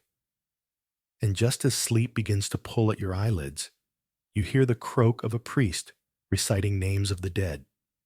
Not prayers, just names. Read like receipts. You wonder if yours will be next. The next morning starts before sunrise. Not that you slept much. Someone was sobbing the entire night, and another worker scratched something into the wall with a bone fragment for hours. You can still hear it echoing in your head. Scratch, scratch, pause, scratch. Probably a name. Probably the only place that person will ever be remembered. But now you're being shoved toward a cart. Destination? Dahshur. They say you're lucky. You're going to serve under Pharaoh Snefru, the good king, the smiling builder, the one credited with constructing not one, but 3 massive pyramids. But there's a saying among workers. The pharaoh who smiles does so because he's not the one lifting stones. Your journey is long and dusty. The sun feels closer here. You're handed a linen cloth to cover your head, but it's more ceremonial than practical. You arrive at the bent pyramid, and it hits you. This thing is crooked. Literally. It angles upward, then changes pitch halfway like it lost confidence. Historians still debate whether the bent pyramid's odd shape was a design error or a mid-project engineering correction. Some say the angle was changed because it started to collapse. Others argue Snefru simply liked being unique. But you're not here to question. You're here to move. The overseer points to limestone blocks the size of oxen. Drag them, he says, and don't embarrass the gods. You're assigned to a crew of 20 men. One speaks in riddles. One is missing an eye. One doesn't speak at all. None of them look up. Your job is to haul the stone using thick ropes, greased sleds, and your spine. Every few minutes, a man collapses. No one stops. The guards don't intervene unless someone dies. And even then, it's only to remove the body so the rope doesn't get tangled. The smiling part of Snefru's rule seems to apply only to temple carvings. There, he's shown bestowing justice, feeding the poor, and playing board games with his children. But if he really loved the common people, why did he need so many of them to die for his tomb? At noon, you're permitted a break, a cup of beer so weak it might be water, and some onions. Yes, onions. They're supposed to strengthen the blood. You're too tired to argue with ancient dietary theories. A man next to you, skin like bark, mutters that he's been here for 12 years. I saw the first layer, he whispers, back when Snefru still visited in person. You ask what happened. He smiles, toothless. He stopped needing to watch. We were already broken in. You wonder how many thousands worked and died under this king's projects. Some estimates suggest over 30,000 laborers were conscripted for each pyramid. But what's a number when each one was a life? A back, a family, a scream in the sand. Your feet are cracked open now. Your breath smells like copper and dust, and the scribes are still watching. Always watching. They record not just labor quotas, but discipline violations.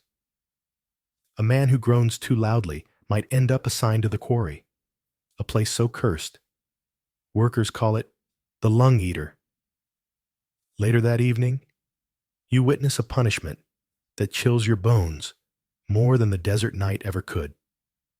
A teenage boy is tied to a pole for stealing a carving tool, something likely planted on him. The overseer makes an example of him, a public lashing followed by forced confinement in a burial shaft. One night in the tomb, the guard says, to teach him respect. They lower the boy down. No food, no torch, just the company of scorpions and ancient bones. You don't see him again. Some fringe historians suggest Snefru had a secret police force, informants even among slaves. The smiling king wasn't just a builder, he was a behavior engineer. Break their will, and they'll build anything. That night, as you lay near the pyramid's shadow, you finally understand something terrifying. The structure wasn't made to honor the gods. It was made to outlast the pain. The pyramid is a monument to obedience, to suffering, and it works. In a way, Snefru's smile is still here, etched into stone, baked into bricks, echoing off every crushed vertebrae below. It's the kind of smile you now see in your dreams. Cold, patient, eternal. You try to remember your real name. It takes longer than you'd like. You've barely survived Snefru's regime. And now you're transferred north, closer to Memphis, the ancient capital, to work on a higher honor. That's how they spin it. But deep down, everyone knows what it means. Khufu. Even in your half-starved haze, you recognize the name. He's not just any pharaoh. He's the one they call a god among builders, the mastermind behind the Great Pyramid of Giza. But out here, among the laborers, Khufu has a different title, the Tyrant of Stone. You arrive before dawn and gape at the pyramid's silhouette against the dying stars. It's enormous, perfect, indifferent, and somehow cruel. The desert wind whistles against its flanks like a death chant. You hear someone behind you mutter, "Every block is a spine." He's not wrong. The construction site buzzes like a disturbed anthill. Workers hauling copper tools, hauling sand, hauling other workers. Everyone looks older than they probably are, even the children. A foreman points at you and says, "You're a ramp boy now." You nod. You don't ask what that means. You learn quickly. Your job is to sprinkle water on the sand in front of the sleds, so the stone blocks don't stick. That's it. All day. But if you misstep, if the block jerks and slips, You could get crushed. And it's happened. You see it happen on your second afternoon. A man trips. The sled doesn't stop. You hear the bones break. No one screams. No one pauses. Historians still debate whether Khufu's pyramid was built with conscripted labor, enslaved people, or a rotating labor force of paid workers. Some even claim workers were fed well, given tombs of their own. But as your cracked hands reach for a second helping of garlic paste, you raise an eyebrow at the idea of luxury. Even if they were technically paid, the punishment for slacking is still the same: public beatings, food withholding, or reassignment to the copper mines. Egypt's version of hell. On the third night, you overhear a story. A whispered legend passed from mouth to mouth that Khufu sealed engineers alive inside hidden chambers to prevent them from sharing pyramid secrets. They were buried with their own brilliance. A cook mutters, stirring lentils. Is it true? You'll never know. That's the thing with Khufu. Everything about him feels deliberately mysterious. His reign is a masterclass in fear and grandeur. You're herded into an unfinished gallery hall where the air is thick with limestone dust. Your job now, polishing the red granite sarcophagus, 1 inch at a time. It's here that you see something etched into the stone. Faint, rushed, almost erased, a handprint, human-sized, embedded forever. You place your hand against it and feel nothing. But you imagine the person who left it, tired, maybe desperate, maybe just defiant enough to leave proof they existed. And then the overseer yells, and the moment is gone. Later that week, you witness a celebration in honor of Khufu's latest stone layer. Music, dance, beer. You're ordered to cheer, but the eyes of the dancers are blank, and the music is slow, offbeat, almost hypnotic. That's when it dawns on you. This is psychological warfare, the illusion of joy, the rhythm of submission. Khufu didn't just build a pyramid, he built an empire of endurance, and inside it, people weren't human. They were units of labor, temporary scaffolding for his eternal name. A scribe reads a royal decree aloud. Khufu has limited offerings to all other temples except his own. Even the gods serve the pyramid, he says. Some fringe scholars claim Khufu's reign marked the beginning of divine monopoly, that he wasn't content with worship. He demanded exclusivity. Imagine a CEO telling other departments that only his birthday gets a bonus. One night, while dragging your aching body back to the communal tent, you pass a wall of hieroglyphs. At first glance, it's the usual gods, offerings, ankhs. But someone scratched something new into a corner. A stick figure dangling from a noose. Beneath it, a name. Yours. You blink. You're hallucinating. Probably. That night, the winds howl through the scaffolding. The pyramid glows in the moonlight, impossibly clean, like it was carved by angels, not bloodied hands. And in your delirium, it speaks, "You will die for me, and I will not remember." You try to believe you're dreaming, but you can't quite convince yourself. You don't even remember how you were transferred again. One moment, you were coughing up stone dust at Giza, and the next, you're ankle-deep in Nile mud, surrounded by reeds, mosquitoes, and men shouting in a dialect you barely recognize. Welcome to the Middle Kingdom. Welcome to the rule of Sobekotep, not the famous one.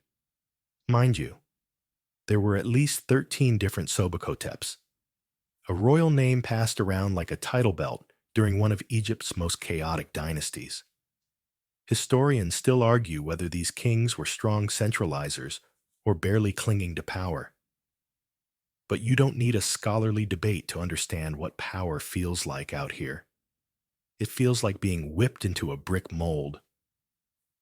You're assigned to a project that sounds grand in theory, expanding canal networks to bless the land. What it actually means is this: sun-scorched weeks of packing straw and mud into wooden frames, then stacking the bricks into military storehouses that might be raided within the year. Half your crew has dysentery. The other half pretends not to.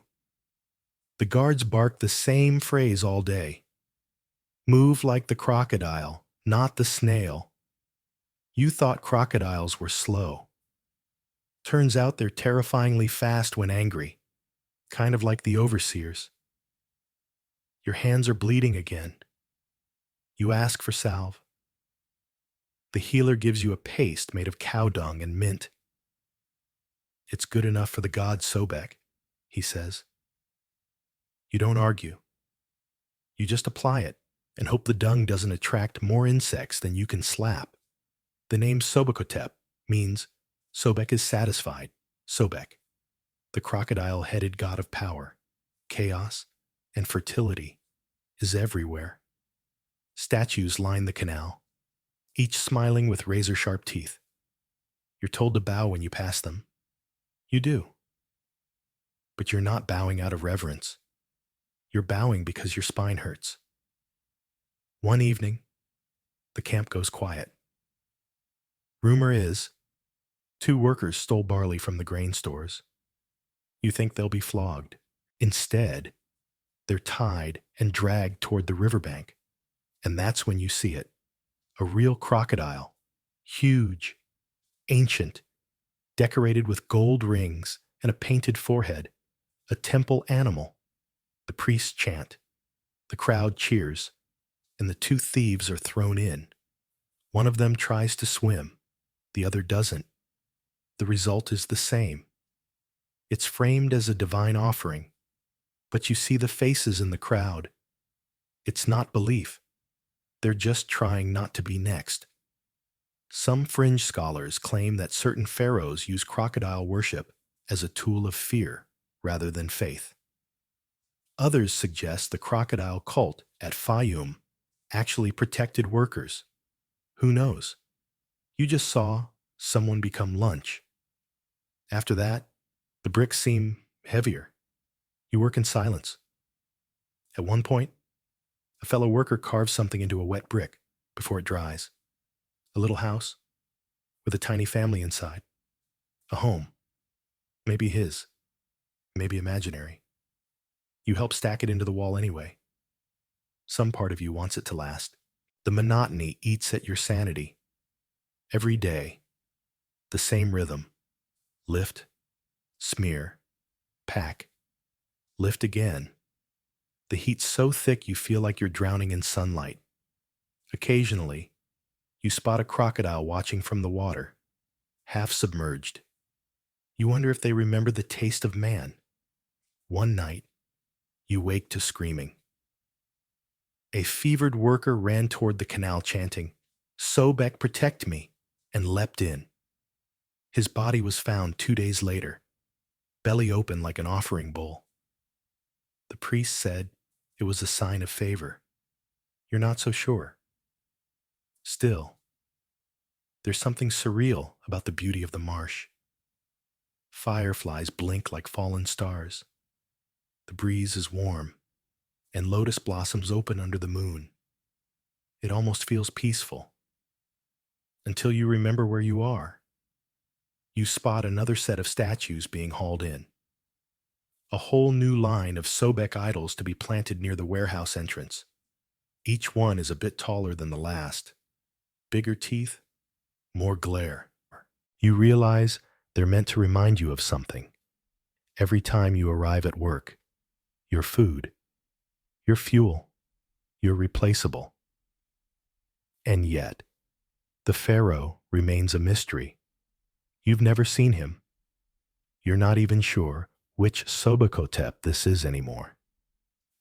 Some of the older workers whisper that the name is just a mask. that different generals take turns wearing it like a costume. It's the title that rules now. One mutters. The body underneath doesn't matter. You ask what happens when a Sobakotep dies. The worker shrugs. Another rises. The canal keeps flowing. The bricks keep stacking. And that's what scares you most. Not death, but continuity. You're not in a kingdom. You're in a machine that eats men and leaves monuments. And the machine is always hungry. You're pulled from the marshes without warning, dragged into a new posting with no explanation. It's the 18th dynasty now, the new kingdom. And the name on everyone's lips, whispered or cursed, is Thutmose III. He's called the Napoleon of Egypt, a warrior pharaoh who conquered more land than any before him. But here, where you now serve in the carved shadows of Thebes, his nickname is simpler, the Eraser King. Why? Because before he marched across Canaan and Syria, before he took 17 campaigns up the Levant, he erased someone, his own mother, technically stepmother, Hatshepsut, the powerful female pharaoh who ruled before him. Historians still argue whether Thutmose harbored a lifelong resentment for her usurping his throne or simply followed the priesthood's orders. What's certain is this: he ordered her name and face chiseled off monuments across Egypt, one by one. A methodical purge. You know this because you're now assigned to a team of defacers. Yes, that's a job. Every morning, you're handed a mallet and chisel, then sent to temples where you're told to remove Hatshepsut's image from obelisks, walls, even the inside of tombs. Erase the traitor, they say. Leave only the glory of Thutmose. The irony? These erasures take forever. You're sometimes chipping for hours just to remove half an eyebrow. And it makes you wonder, if her image is this hard to destroy, how strong must her reign have been? At first, it feels wrong. The statues are beautiful. Her name is carved in elegance. But after a week, your arm hurts too much to care. After a month, it becomes a rhythm. Chip, chip, scrape. Chip, chip, scrape. You stop thinking about right or wrong. You just work. Sometimes, the stone fights back. Shards fly into your eye. Once, a block collapses and crushes a man's leg. The overseer replaces him before the blood dries. Next, one afternoon, you're reassigned to logistics. You're told to follow a military column preparing for Thutmose's campaign to Megiddo. You expect strategy. What you get is paranoia. The general's tent is surrounded by guards who change every hour. Spies are executed for simply pausing at the wrong map. You watch a man flayed for listening too intently. And Thutmose, you catch a glimpse once, riding past on a war chariot, golden armor flashing. He doesn't smile. He doesn't wave. He just scans, like a hawk deciding which rabbit to kill next. Later, during a march, a rumor spreads. Someone muttered Hatshepsut's name aloud. You didn't hear it, but someone did. The punishment? The accused is sewn inside a raw ox hide and left in the sun until the hide shrinks. The guards don't even watch. They've seen it before. The scholars of today love to praise Thutmose III's military genius, his detailed war records, his temple at Karnak. But fringe historians whisper that the king also demanded that scribes rewrite battle reports to inflate victory numbers. Let no enemy be remembered except in chains. One inscription reads, propaganda, revision, probably both.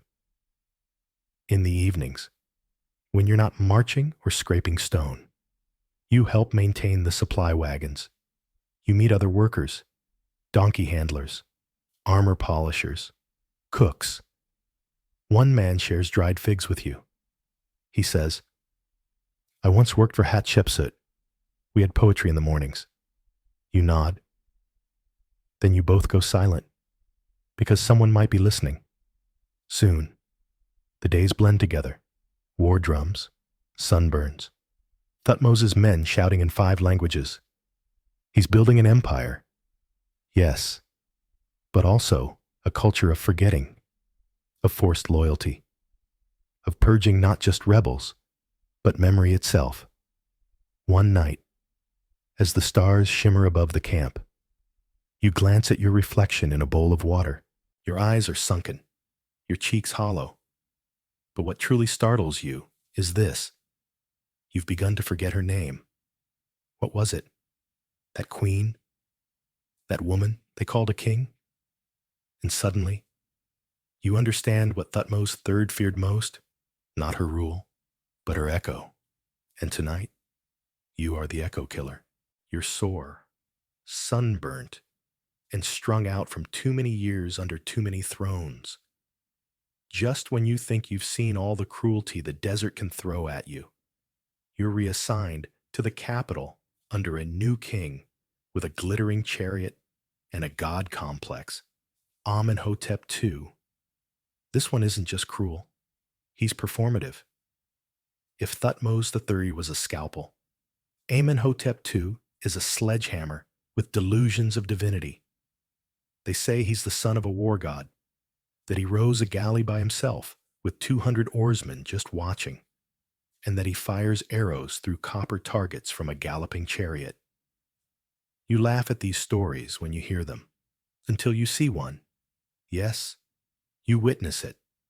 The great king, shirtless and oiled, standing on a chariot like some bronze mirage, letting arrows fly through bronze discs taller than a man. His face isn't joyful. It's not even proud. It's angry. Every arrow is a threat. Every glance says, I don't need to order your death. I just need to blink. And just like that, you're no longer a skeptic. You're a worshiper, or at least, you pretend to be. You're assigned to work on his stables. The horses are groomed better than the priests. You help polish their tack, braid their tails, and sweep their excrement into precisely measured heaps. A general tells you, these beasts eat better than the army. He's not wrong. But stables are just the beginning. Soon, you're promoted or punished to a new role, trial witness. It sounds safe until you realize what it actually means. You're forced to watch as prisoners are subjected to Amenhotep's infamous tests of strength. What kind of tests? Well, one involves running 5 laps around the palace wall while being whipped, all while holding an iron staff. Another is climbing a greased obelisk while guards hurl dates soaked in oil at you. Most don't survive the final round, dragging a chariot across a sandpit by hand while blindfolded. When they collapse, you're told to clap. At first you resist. The overseer corrects you. Don't clap like a slave, he says. Clap like someone who's grateful to live another day. So you clap, and you don't stop. Amenhotep's reign is recorded as prosperous, full of military expansion and religious consolidation. But fringe scholars note something odd. In many steles, he brags not just about winning, but about killing captives personally. One reads, he beheaded 7 kings with his own hands and hung their bodies from the prow of his boat. You saw that boat once. The wood is still stained. Later, you're brought to the temple gardens, a rare reprieve. You're planting sycamores under the watchful eye of a court official when a boy beside you hums a forbidden hymn. You freeze, Everyone does. An hour later, he's forced to kneel in front of a shrine and whip himself while reciting Amenhotep's name aloud 50 times. He makes it to 34 before fainting. You try to block the sound out, focusing instead on the breeze, the smell of crushed lotus petals, the way the light plays through the papyrus stalks. For a moment, it's easy to pretend you're free. Then a priest approaches and tells you to dig a pit for the test dummies. You soon realize those dummies aren't made of straw. They're failed servants, accused conspirators, or just unlucky souls who look tired at the wrong time. Their bodies are flung into the pit without ceremony. One hand still clutches a fragment of amulet. You cover it anyway. Some scholars argue Amenhotep's cruelty was symbolic, a theater of domination meant to reinforce divine power. Others claim he was genuinely unstable, ruling by adrenaline and spectacle. You don't care about his motives anymore. All you know is that you're not allowed to yawn, sigh, or blink too long without being accused of laziness, or worse, sarcasm. You've trained your face into neutral submission. You've taught your breath to be silent. And yet, that night, as you lie beneath a canopy of stars, watching temple lights flicker against sandstone walls, a thought creeps in. What if Amenhotep is just afraid? Afraid of weakness, afraid of shadows, afraid that if he ever stops performing, he'll be swallowed by the silence. It's a dangerous thought, so you bury it, like all the others.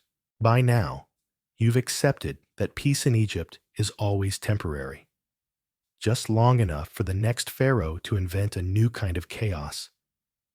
And chaos is exactly what you get when you're sent to Akhenaten, the sun-bleached capital of the most baffling reign in Egyptian memory. Akhenaten. You're told this is a new era, a rebirth, the age of light, they call it. But all you see is emptiness, endless courtyards, giant plazas with no shade, long, flat avenues leading nowhere. No statues of old gods, just one symbol, the Aten, a sun disk with rays ending in little fingers, all reaching toward one man, Akhenaten. He appears in every carving, gaunt, elongated, alien, his stomach bloated, his limbs too thin, his lips overly full. You're not sure if he's sick, divine, or both. And the worst part? He's smiling, always smiling. Historians still debate whether Akhenaten suffered from a genetic disorder, such as Marfan syndrome, or whether his appearance was exaggerated as a theological statement. Either way, the message is clear.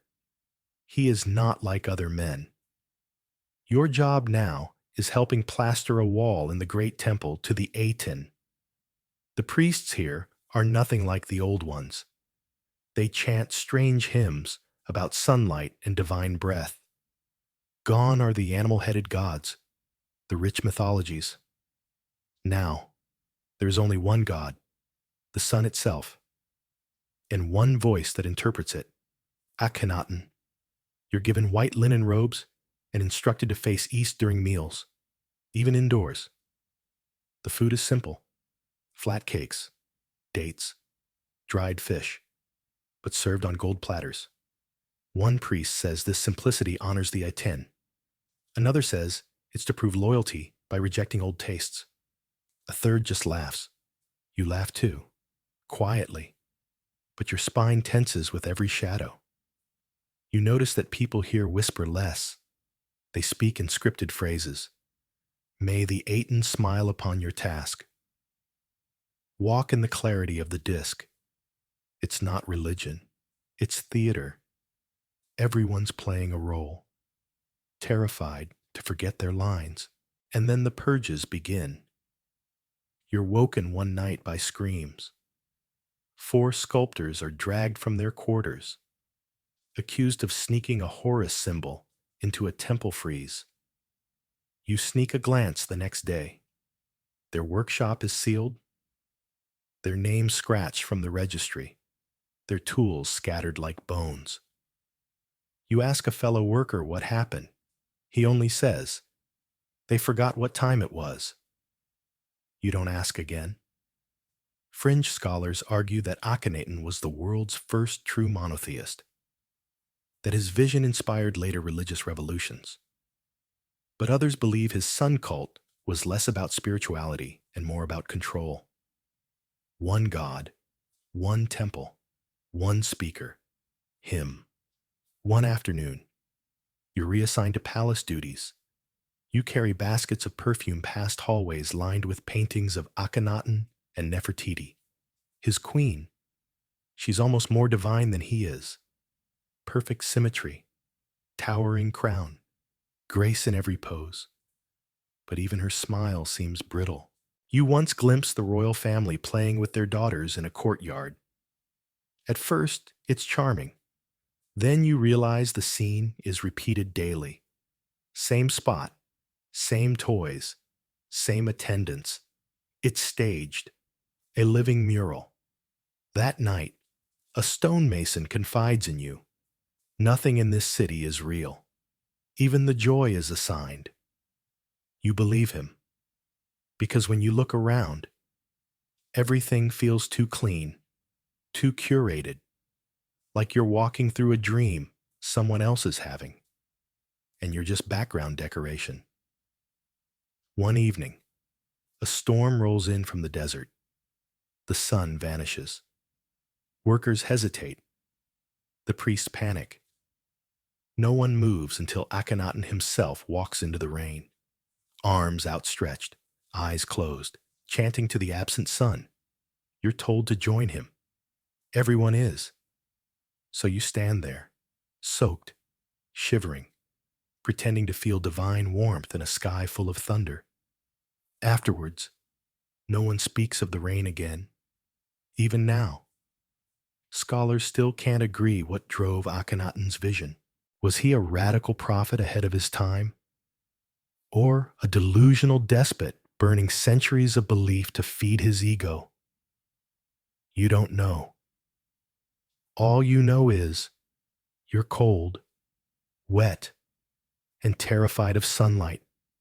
And worst of all, you're starting to miss the crocodiles. You leave Akhenaten under cover of night, whisked away by silent guards. As if erasing your time, there was part of the ritual. You don't ask where you're going. You've learned that in Egypt. Questions are a liability. Turns out, you're headed to Abydos, the city of the dead. Your new master is Seti Y, a man whose name means of Seth, the god of storms and disorder.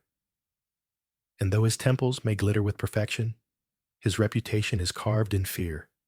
From a distance, Seti seems like a return to normal, a traditionalist pharaoh who restores the old gods, who builds grand temples, who honors his father Ramesses. But the moment you arrive, you realize Seti doesn't build to worship.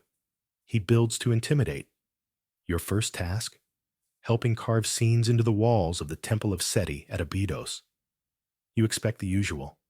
Gods receiving offerings. Pharaoh in pious poses. And yes, those exist. But there's something else. Too. Something you can't ignore. On every wall. Seti towers. Larger than gods. Larger than life. And what's most unsettling is his face. Calm. Almost gentle. Even as he drives spears into enemies. Tramples armies beneath his sandals. And slits throats with divine efficiency. The stone carvers call it the smile of mercy. You're not convinced. Historians praise Seti's architectural genius. His temple inscriptions are some of the finest in Egypt. So detailed, so smooth, they almost breathe. But some fringe scholars suggest a darker motive. Psychological warfare through art. Everything here feels deliberate, from the way light filters across his face during sunrise, to the acoustics in the hypostyle halls. You whisper too loud, and your own voice feels like betrayal. Your job is simple: polish the reliefs. You kneel, rag in hand, scrubbing blood-red pigment into the carved enemies of Egypt. Men from Nubia, from Libya, from Canaan, all lined up. Names written on their severed hands, their tongues extended in mockery. A guard passes and says, "The king likes his enemies immortalized." You nod, but you're wondering, what happens if you are one?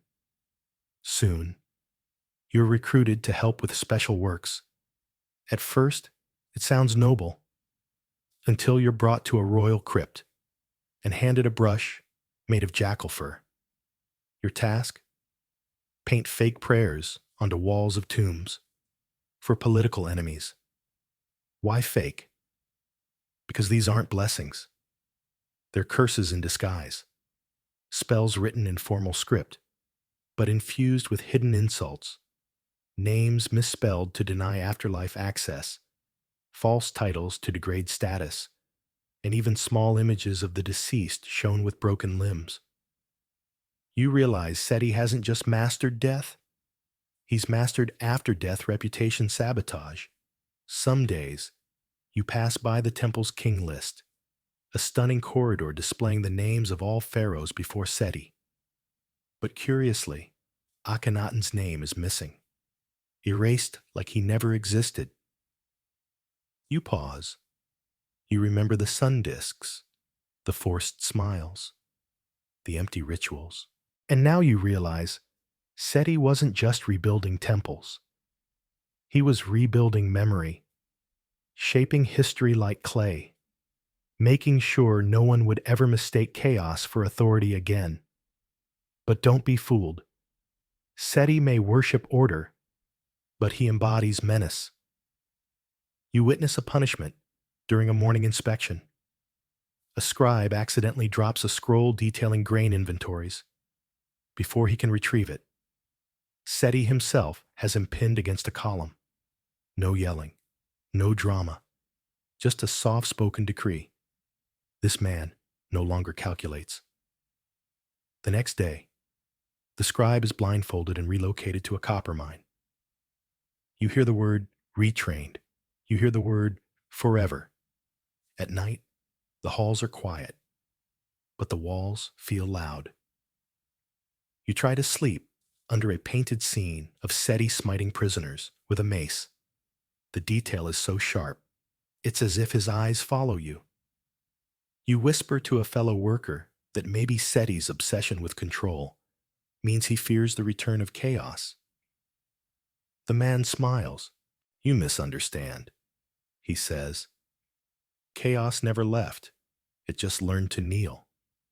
That line keeps you up for days. You're barely allowed to rest before being reassigned. Again. This time, it's celebratory. The scribes say, "You've been selected for a prestigious posting under Egypt's most glorious, most immortal, most everything you can't question king, Ramesses II. You expect majesty, you expect legacy, and you get both in overwhelming excess. The moment you arrive in Pi Ramesses, the new capital named after himself, the propaganda slaps you in the face. His name is everywhere, on walls, obelisks, sandals, pots, army rations. You joke that if you sneezed in the wrong direction, someone would stamp "property of Ramesses" on your forehead. But you don't joke aloud, because here, everything is presentation. You're not living in a kingdom. You're performing in a continuous stage show titled "The Glory of Ramesses." Your job? March in his parades. Not as a soldier, mind you. You're part of the cheering unit. That's right. Your full-time role is to wave papyrus fans, throw petals, and chant royal slogans during public processions. If you don't smile convincingly, you're replaced. If you look tired, you're demoted. If you faint, you disappear. At first, it seems harmless. Who doesn't want a little national pride? But then the parades start increasing. Twice a week, then daily, then twice a day. All for the same reason. To honor Ramesses for not losing? Yes. You're celebrating non-defeat. The famous Battle of Kadesh is the most talked about moment in these parades. Giant murals show Ramesses alone in a chariot, surrounded by Hittites, radiating divine light, spearing enemies like he's having a good time. And yet, historians still argue whether the battle was a stalemate, a narrow escape, or just a giant mess spun into legend. The peace treaty that followed, the oldest surviving one in history, suggests both sides were exhausted. But in the parades, it's presented as an overwhelming triumph. You're required to chant 1 against 10,000. Our Lord stood alone. You shout it so many times, it becomes a lullaby. Meanwhile, back in the streets, famine creeps in. The Nile floods have been erratic. Bread rations shrink. But the golden statues of Ramesses grow larger by the week. One day, you're asked to help hoist a colossal arm segment for a new temple colossus. It's hollow, but no one's allowed to say so.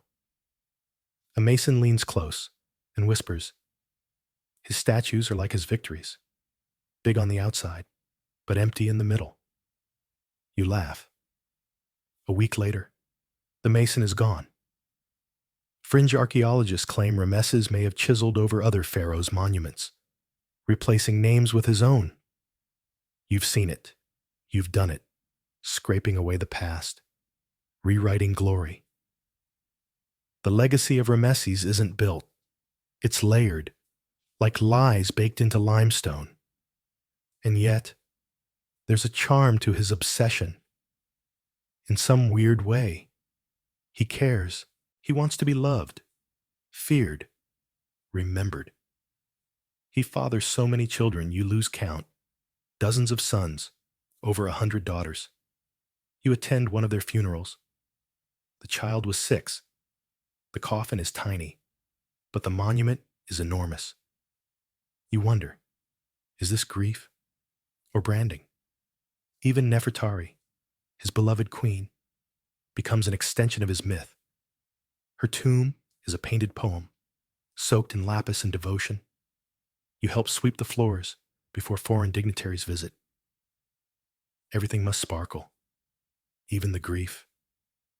One evening, after a particularly exhausting parade, you sit beside a torch-lit canal. The sound of distant chants fades. A breeze rustles the reeds. For once, it's quiet. A fellow cheerer murmurs, "He'll be remembered forever." You nod, but then you add, "So will the famine." That's the thing with Ramesses too. His greatness is real, but so is the hunger, the overspending, the lies. He built temples to rival mountains, but he also built a country that screamed silently beneath layers of paint and praise.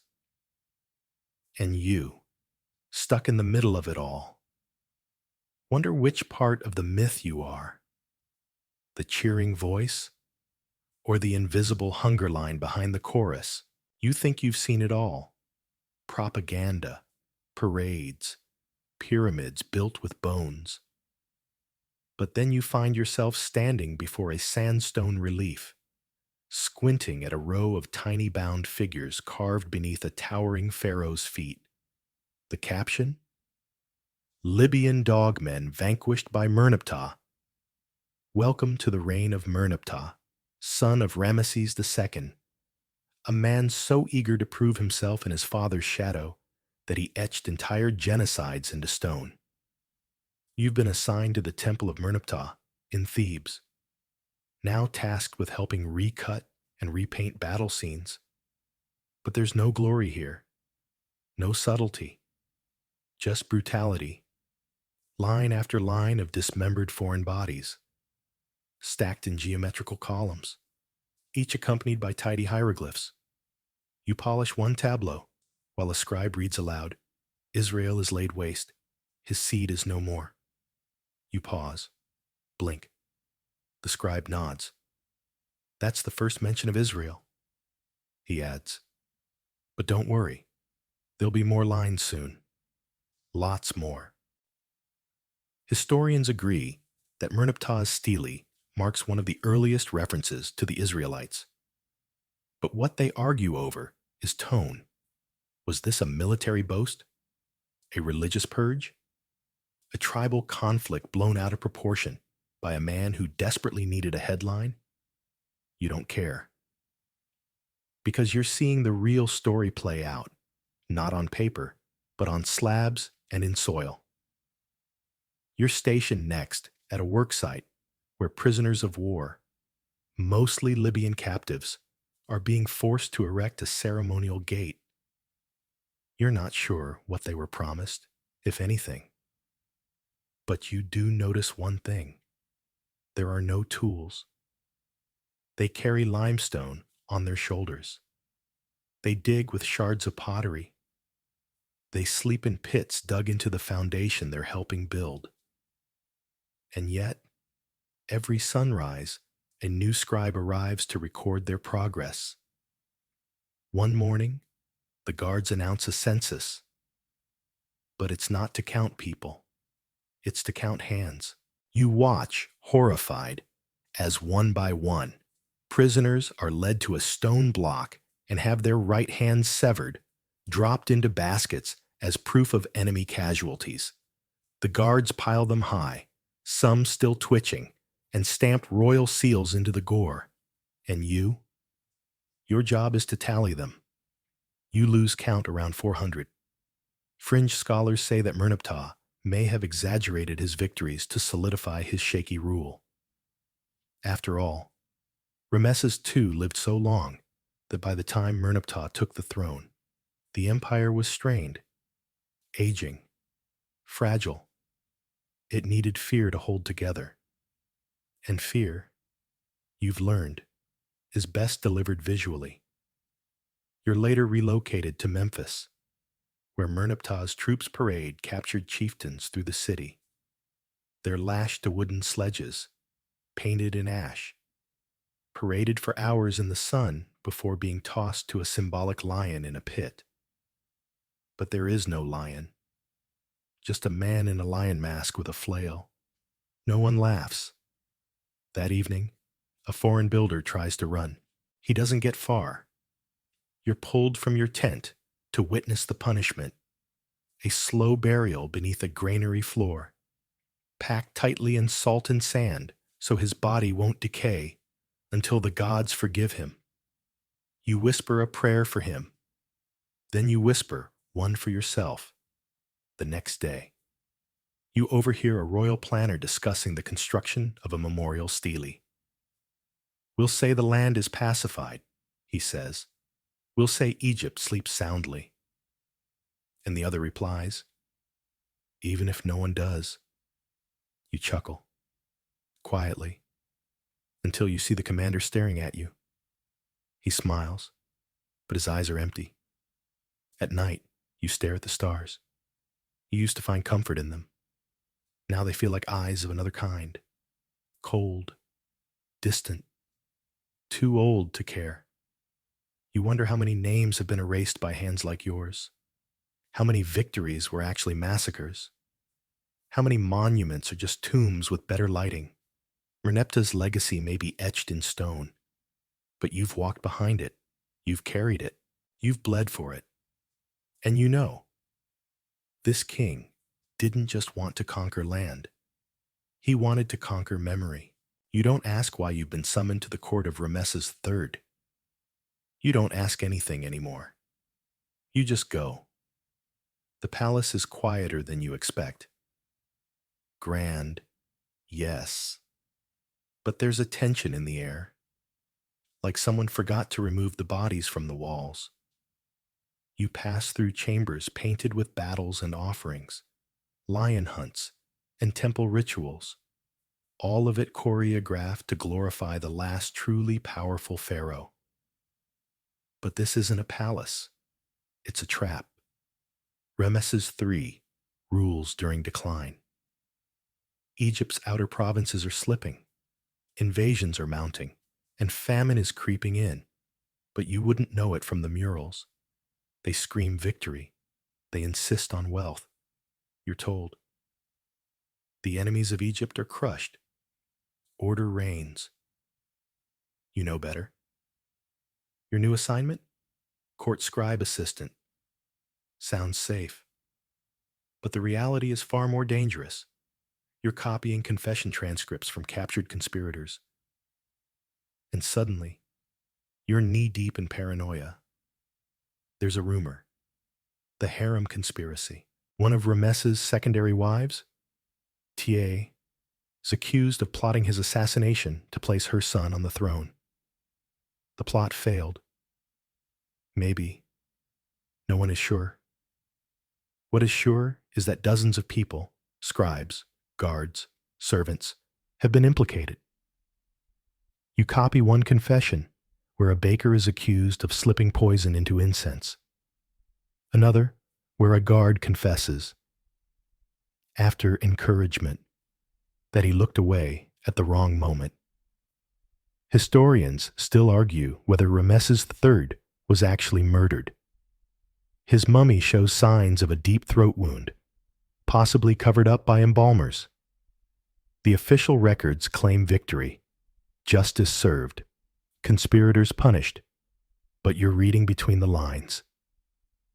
One afternoon, you're ordered to accompany a priest to the royal crypt. Inventory check, he says. You follow him into the Valley of the Kings, past limestone cliffs and forgotten corridors, until you arrive at KV-11, the tomb of Ramesses III. The air is still, too still. You step inside and nearly gasp. The art is impeccable. Painted gods stretch across the ceilings.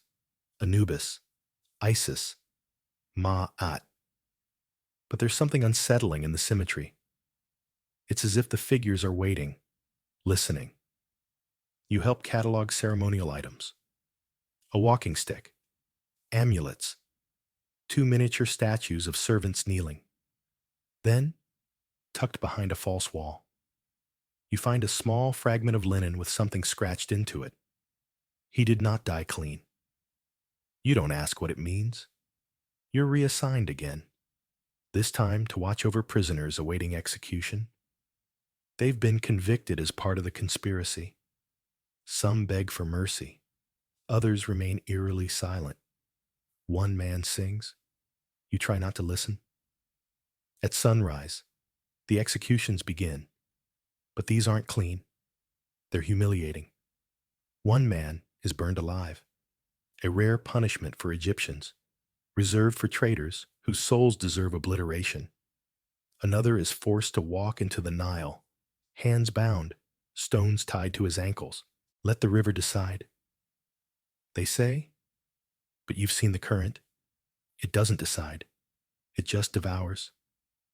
That night, your supervisor hands you a scroll. Write the king's virtue, he says. You hesitate. You've seen too much. You've felt too much. You write, he brought order through trials. It's vague, safe, deceptive. Fringe scholars believe Ramesses III's trial records were partially fictionalized, less about justice, more about warning future dissenters. You believe it. You lived it. Later, you're pulled aside by a palace musician. She whispers, do you know why the songs are slower now? You shake your head. She leans close. Because speed suggests urgency, and urgency suggests fear. And suddenly, you understand everything. The court doesn't just want obedience. It wants reassurance that the pharaoh is strong, that Egypt is stable, that the blood on the throne is just the price of order. You look up at the moon. It's full, fat, almost mocking. You remember the painted servants in the tomb, forever kneeling, forever smiling. You wonder if one day someone will find your name tucked into a scroll, a ghost note between lines of lies. But probably not. You were never the villain. You were just there. You're told you'll finally be assigned to temple restoration, something peaceful, almost gentle. That illusion lasts until you see the name being restored. Hatshepsut. Yes, her, the female pharaoh erased by Thutmose III. But now, under a new regime, maybe Ramesses IV or some later dynasty, the politics have shifted. You're no longer chiseling her face off walls. You're being told to put it back, or rather, to guess it, because what remains of her name is shattered. What's left of her statues is noseless, jawless, headless. And yet her temple at Deir el-Bahari still stands, stronger than her erasure. The irony is unbearable. Your job now? Patchwork memory repair. A stonemason hands you a tablet with older inscriptions, and together you try to reassemble what was once considered forbidden. You whisper the syllables like a prayer. Hatshepsut. She ruled not as queen, but as pharaoh, complete with fake beard, royal regalia, and all the authority of any man before her. Historians argue whether her reign was peaceful or simply efficient, whether she ruled alone or as regent, whether Egypt flourished because of her or despite her. You've read the murals. You've seen the trade expeditions to Punt, where gold, incense, and even giraffes were brought back like diplomatic trophies. You've seen the precision of her architecture, temples that rise rather than just dominate. And you've also seen what happened after. Thutmose III had her name struck from monuments, her cartouche erased, her statues smashed, some placed in mass burial pits, their faces scratched out like cursed dolls. And now, you're undoing that erasure, word by word, tooth by stone tooth. But the past doesn't resurrect cleanly. Each day, as you rebuild a goddess-shaped pillar or repaint a sun-faded inscription, you uncover new signs of deliberate damage, tool marks that aren't from age, but from rage. The work becomes archaeology and crime scene in one. One morning, you help lift a fallen statue of Hatshepsut. Her head is missing, her headdress broken, but her eyes, what's left of them, are still there.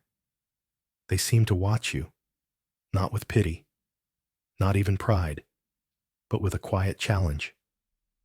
Remember me right. A priest nearby scoffs. She defied the natural order. That's why she was punished. You don't reply, but you look around at the cracked temple stones and think, if this is punishment, then most kings deserve worse.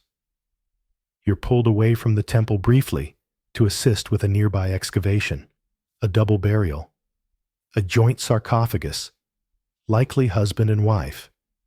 But the mood is awkward. The husband's coffin is intact. The wife's has been reopened, not by thieves, by royal decree. The story unfolds in whispers. This couple may have been Hatshepsut's supporters, or maybe just suspected of it. Their punishment? Posthumous dishonor. Fringe scholars call this ritual disalignment, a way of fracturing someone's journey in the afterlife by breaking the harmony of burial. In Egypt, being buried properly meant everything.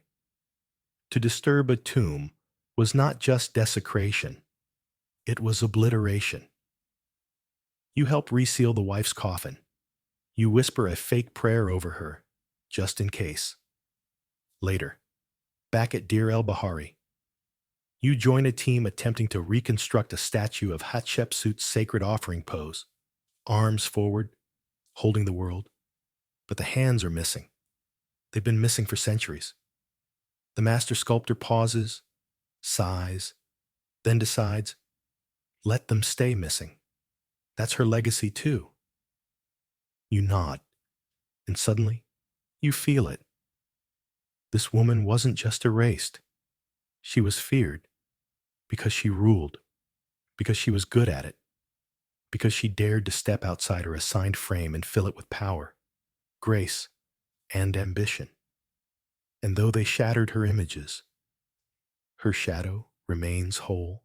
You're beginning to believe Egypt will never run out of ways to surprise or terrify you. Just when restoration work starts to feel meditative, you're yanked inland, toward the delta, to serve under a name whispered with disgust, even by hardened guards. Samtik I. He's supposed to be a reformer, a revivalist, a bringer of order after the chaos of Assyrian invasions. But here on the ground, far from the royal archives, you find a man more infamous for ritual punishments than for piety. Your new job? You're helping artisans build ceremonial drums. You assume they'll be made of animal skin, goat, maybe oxen. But one afternoon, a priest hands you a roll of dried flesh. It's thick, pale, with a faint hint of ink tattoos on it. You don't ask. You already know. Some fringe sources claim that during the Site period, certain rituals were revived from Egypt's most ancient periods, ritual flayings, where the skins of rebels were stretched and preserved as warnings to others. Samtik, seeking to solidify his rule after foreign occupation, embraced symbolic brutality. You thought the crocodile pits were the worst. You were wrong. You're now assisting in sacred mutilation. One worker mutters, "This is what happens when pharaohs run out of gold. They start spending blood." He's not wrong. Egypt's economy is fragile. The temples are half full. The granaries are pinched. But fear, there's always plenty. The temple where you're stationed is an architectural marvel, sleek, understated, almost mathematical in its symmetry. But inside, the walls are lined not with gods and flowers, but disembodied body parts, hands holding ankhs, eyes weeping gold, tongue stitched with hieroglyphs of silence. It's beautiful, and it's deranged. You assist a calligrapher tasked with transcribing one of Samtik's edicts onto a prisoner's flayed skin. You wonder if it's meant to be read, or just felt. One day, you're ordered to deliver a bundle of these sacred parchments to a granary. Not a temple, a granary. You hesitate. The guard snaps. Knowledge feeds the gods. You carry the roll in both hands. The weight is light, but your shoulders ache anyway. You pass a series of columns engraved with captives shown kneeling and blindfolded, each surrounded by jackals. One detail catches your eye, a single jackal, larger than the rest, smiling. It looks disturbingly human. You tell yourself it's just artistic license. But that night, a fever takes you. You dream of jackals that speak in Samtik's voice, calling you Ink Boy and asking if your skin has been blessed yet. You wake drenched in sweat, your back itching as if already peeled. Later, during a procession, you witness Samtik himself, aloof, pale, draped in linen so white it seems to reflect the sun. He rides in a chariot pulled by Nubian slaves, silent and chained. The streets fall quiet as he passes. No cheering, no clapping, just tension. He pauses outside a shrine, looks directly at you. You bow so fast your forehead hits the stone. When you dare glance up again, he's gone. The whispers afterward are always the same. He's cleansing Egypt, restoring it. But to you, it feels like he's pruning a tree with an axe. Some modern scholars say Psamtik revived Egypt's dignity during a time of collapse. Others say he centralized power through torture disguised as tradition. You say, he's the first pharaoh you've seen make pain sacred. You're reassigned once more, this time to help restore a sacred drum cracked during transport. You trace its rim, feeling the tension in the stretched skin, wondering whose name it used to carry. Then you feel a scar, a brand, an old tattoo, someone's son, someone's husband, someone who once laughed in the sun, maybe beside the Nile, and now echoes through a drumbeat no one dares question. By now, your hands are calloused with memory. Your eyes have seen so much horror, they hardly blink anymore. But then comes a pharaoh so foreign, so erratic, that even fear starts to feel unfamiliar. His name is Cambyses II. He is not Egyptian. He is Persian. And he doesn't care what Egypt used to be. You're not summoned. You're seized, dragged from temple service, and forced into a traveling entourage accompanying Cambyses through Memphis, then into Sais, where he declares himself pharaoh with a sword instead of ceremony. The Persians have conquered Egypt. The throne now belongs to a man who speaks in commands, not prayers. You are immediately assigned to palace sanitation, sweeping corridors, scrubbing mosaics, and most of all, removing unacceptable symbols. The first one you're told to erase is the cat. Yes, Bastet, goddess of joy and home, gone. Cambyses declares Egypt's worship of animals idiocy and begins a campaign of unhinged blasphemy. You don't just clean anymore. You witness a purge of culture. One evening, you hear screaming in the courtyard. You rush out, only to see sacred temple cats being set on fire, their tails soaked in oil. A priest is weeping nearby, rocking back and forth, whispering apologies to a god whose eyes are melting. Some fringe historians believe Cambyses descended into madness during his time in Egypt. Others think his destruction was strategic, a psychological conquest meant to reduce Egypt to a broken shell. Either way, you feel it in the air. This is not just occupation, it's humiliation. He orders Apis, the sacred bull of Memphis, to be brought forward. The animal is ancient, symbolic, worshipped as a living deity. Cambyses has it stabbed. You're forced to watch. You don't move. You don't breathe. Later, he claims the bull was sick. He frames it as liberation. But you know, everyone knows. He's not trying to rule Egypt. He's trying to erase it. And then the tortures begin. One night, a fellow worker disappears. You assume he fled. But 2 days later, you're cleaning a lower hall and find a row of prisoners hanging by their heels, skinned from the waist up. One of them is the missing man. The smell is thick, like roasted copper and salt. You drop your brush. You're punished with 30 lashes and a month of latrine duty beneath the Persian quarter. You learn to breathe through your teeth. You try to avoid the guards, the officials, the scribes who now speak in clipped Persian and wear gold chains that gleam too brightly under the desert sun. But you can't escape the inspections. Cambyses travels constantly, inspecting provinces and temples, looking for signs of resistance. When he finds even the smallest infraction, like a half-hidden eye of Horus on a prayer shawl, he orders the offender buried alive beneath the temple stairs.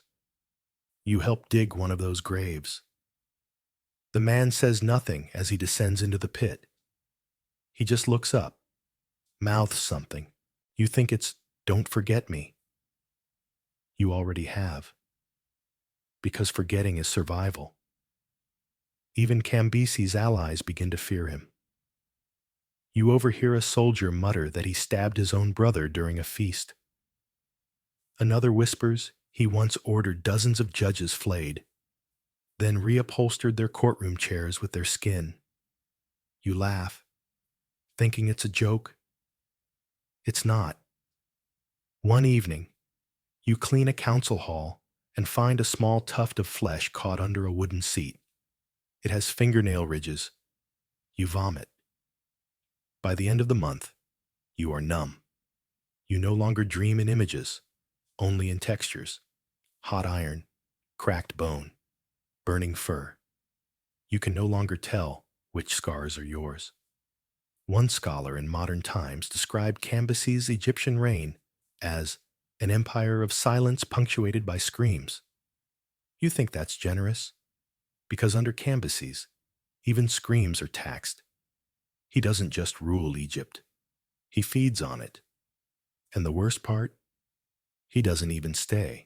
After breaking the temples, the laws, the gods, he leaves, heads east, toward Persia, leaving behind a trail of wreckage that Egypt will spend generations trying to mend.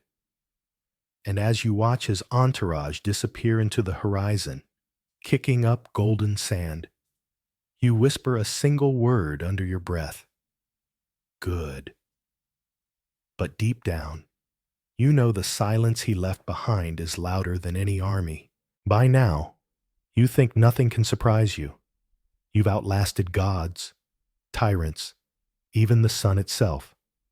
But then you arrive in Alexandria, not by command, but by sheer drift, like a scrap of papyrus caught in the Nile's current. Here, the air is thick with incense and lies. Greek and Egyptian worlds blur. Temples and bathhouses stand side by side. Scrolls rustle louder than swords. And at the center of it all, a man known in whispers as Ptolemy VIII, Urgit's descent, they say, the benefactor. But the people have another name for him. Physcon. The fat one. Don't laugh. Not here. Because under that bloated belly is a heart as sharp as obsidian. He looks nothing like the statues of earlier pharaohs. His face is puffy, his limbs short, his eyes always scanning. You expect foolishness. You find calculating cruelty. Your new job is in the palace kitchens. A demotion, maybe, but better than the dungeons. Or so you thought. One evening, you're preparing figs for a royal feast when you see a platter of salted meats being taken not to guests, but to the crocodile pit. That's for his brother. A cook whispers. You blink. Alive? The cook only nods. Parts of him. You learn quickly. Ptolemy VIII had his own brother dismembered and served at a feast, in pieces, sent to the widow. Historians still debate the details, but the message was clear. Don't cross Physcon. Later, you're assigned to serve wine at a banquet honoring his new marriage, to his niece, the teenage daughter of his dead brother. Even among Egyptian royal incest, this feels excessive. You see the girl flinch when he touches her cheek. You look away. That's the rule now. Always look away. And the guests? They laugh. They toast. They pretend not to see the smoke rising from behind the palace, where scholars say a secret scroll archive is being burned. Not accidentally, deliberately. Because Physcon doesn't like disagreement. He doesn't like memory. He prefers things that are pliable, even family. Especially family. One day, you're ordered to sweep a small antechamber. The walls are painted with Nile scenes, hippos, cranes, lotus blossoms. It's peaceful. Until you notice the eyes gouged out of every animal, scraped clean, methodically. An old punishment chamber. A guard says, "For poets." Poets. You feel your throat tighten. There's a rumor that Ptolemy the Eighth once executed a librarian for cataloging scrolls that contradicted his reign. Another whisper says he mailed the severed head of a rival to the temple of Isis. You believe both. One morning, the city awakens to public decrees nailed to every pillar. Taxes doubled, shrine offerings halved. Anyone seen honoring the old priesthoods is labeled a conspirator. People weep in silence. Bread vanishes, but Fiscon still feasts. You notice something else. 2. The shadows are always full. Guards at every corner. Informants posing as beggars. You learn to speak with your eyes down and your mouth still. Then there's the purge. The king suspects a revolt in Thebes. He dispatches troops. What returns is silence. No news. No messengers. Just a cart filled with relics and shattered canopic jars. You help unpack the items. One priest's hand, mummified, still wears a gold ring. You say nothing. The city tries to move on. Alexandria is resilient, but you feel it in the air. Fear like humidity, clinging to everything. Eventually, Ptolemy the Eighth dies. Some say poison. Others say divine retribution. But his monuments remain. His name etched on coins. His deeds written in ash. Some modern historians call him a tragic figure. Misunderstood. Cornered by Roman politics. Others call him the last true monster of the pharaonic line. You call him something else. The pharaoh who killed joy. And as the Mediterranean breeze rolls in, as seagulls cry over the library's ruins, you realize you're finally done. You've survived Egypt's cruelest thrones, but what's left of you? Not much. Only memory, only echoes. And for now, that will have to be enough. The wind has softened. The Nile, once red and roaring in your memories, now flows slowly in your mind. Cool, dark, silent. You're no longer walking through stone corridors or scrubbing blood from sandstone. You're drifting now, weightless. Each breath slower than the last. The monuments are fading behind your eyes. The screams replaced by distant drum beats. Soft, low, hypnotic. Names like Khufu, Seti, Hatshepsut, Cambyses dissolve into ripples on water. Time loses its grip. You feel the desert's warmth retreat into night, the sky stretching wide and kind above you. The fear has passed. The dust has settled. The stories remain, but their sharp edges dull in the hush of sleep. You are no longer just a servant, or a scribe, or a witness to cruelty. You are the silence between dynasties, the pause in history's breath. Let it hold you. Let it carry you. Let it close your eyes. Sleep now, in peace. The strangest laws from ancient Egyptian courtrooms. We wander into one of the most bizarre corners of the ancient world. Egyptian courtrooms. Not the ones you might imagine from modern TV dramas with judges in robes and stern glares. No, this is stranger. You're stepping into a world where justice is a dance with the divine, where feathers outweigh swords, and where the dead, well, they're still allowed to sue you. You're standing at the threshold of a temple court, your shadow stretched across sun-warmed stone. The air smells of burning myrrh and dried papyrus. Incense wafts lazily in twisting spirals as a pair of ibis-headed statues watch your every move. The walls are lined with faded paintings of gods weighing hearts, snarling jackals, and scribes perched with enormous scrolls. It doesn't feel fair.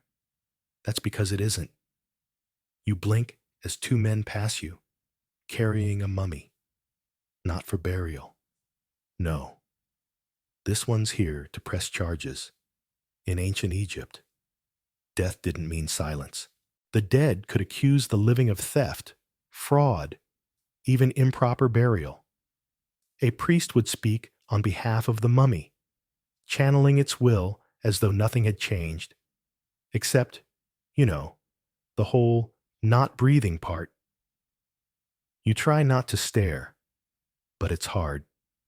A mummy in court, linen-wrapped finger raised, metaphorically, at a quivering nephew who allegedly stole the family cow. And here's the wildest part. This happened often enough that it wasn't even weird. Egyptians were deeply spiritual and legally serious about protecting the rights of the dead. A defamed ancestor might literally curse your crops, or worse. Historians still argue whether this practice was religious theater or genuinely believed to carry legal weight. Either way, you better not mess up a burial. There's a chance you'll be back in court decades later, with a mummified witness and no way to lie. There's no jury here, just priests, scribes, and statues of gods that seem to blink when you're not looking. You shuffle past the mummy and take your place near the back, where other citizens wait, holding reed scrolls, jewelry offerings, or simply clutching their arms in anxiety. A crocodile skull rests on a pedestal, watching everything.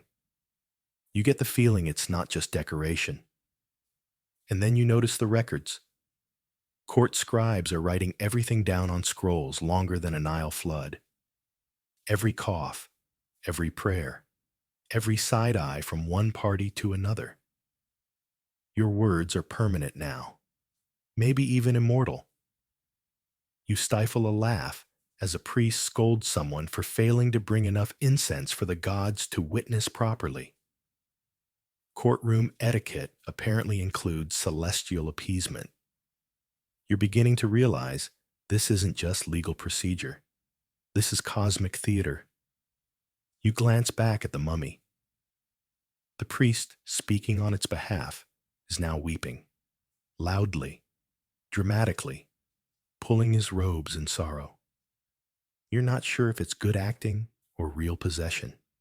Either way, the judge nods. The court sides with the dead. You're starting to wonder, if a dried-out corpse can win a court case, what chance do you have? You slowly sit back.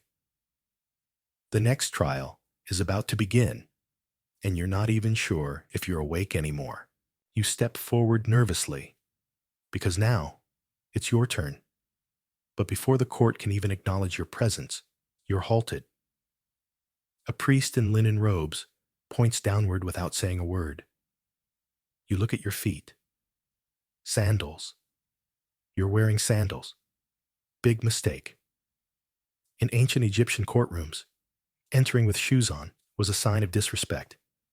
It meant arrogance, a sign you thought yourself higher than Mayat, the divine order, the essence of truth and balance. So, off they come. You untie the straps and feel the warm stone floor under your bare feet. Humbling, a little gross, and very much required. Historians still argue whether this ritual had practical roots, keeping sand and dirt out of sacred temple courts, or purely spiritual ones. But the consensus is clear. No shoes, no justice.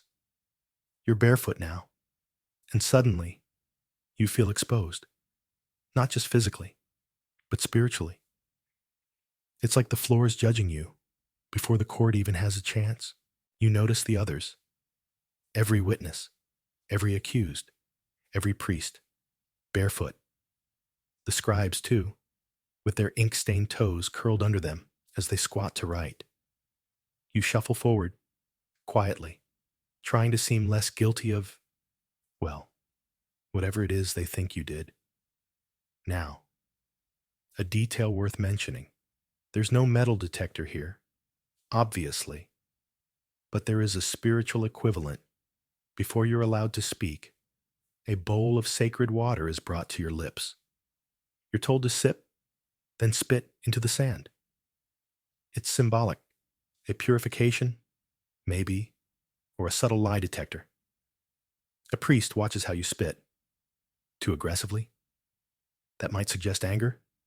Too weakly? Dishonesty? It's unclear how they judge it, but they judge it all the same.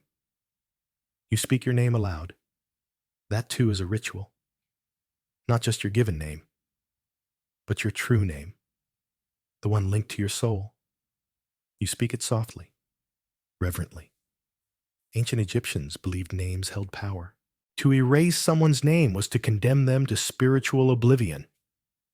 To speak it in court was to summon all of your life's weight behind your defense. And now, the odd part begins. There's no formal charge read out by a clerk.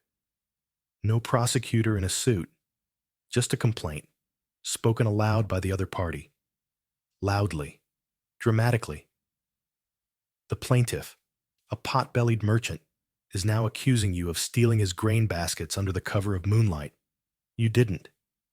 Probably. Maybe. He's waving his arms now, stomping barefoot around the court floor, eyes wild with righteous fire. The judge, a middle-aged priest with hennaed nails, listens calmly while slowly unwrapping a date to eat.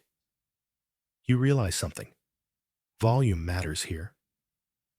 There are no microphones, but emotion is a weapon.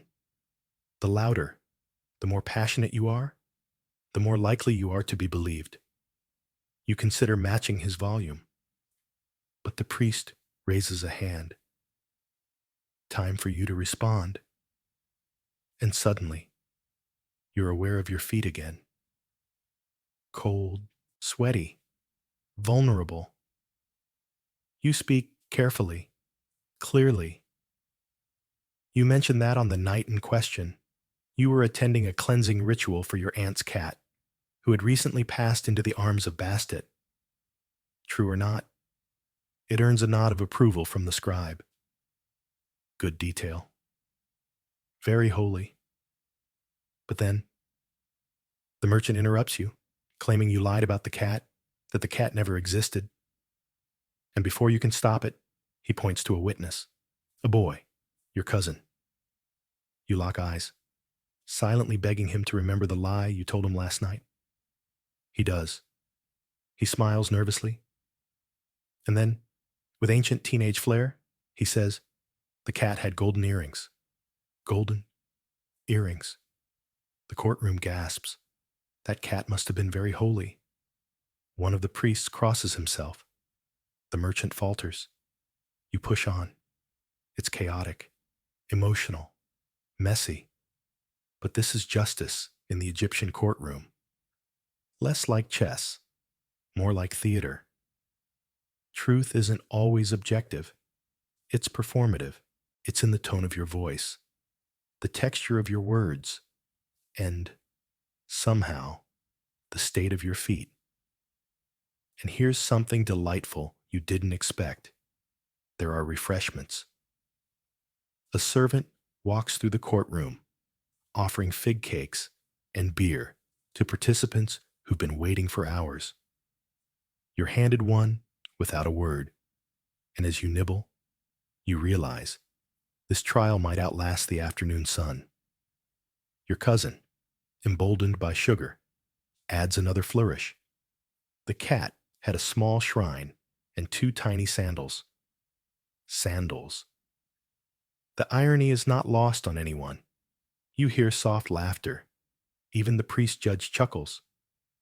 That might have won your case, but there's still a long way to go.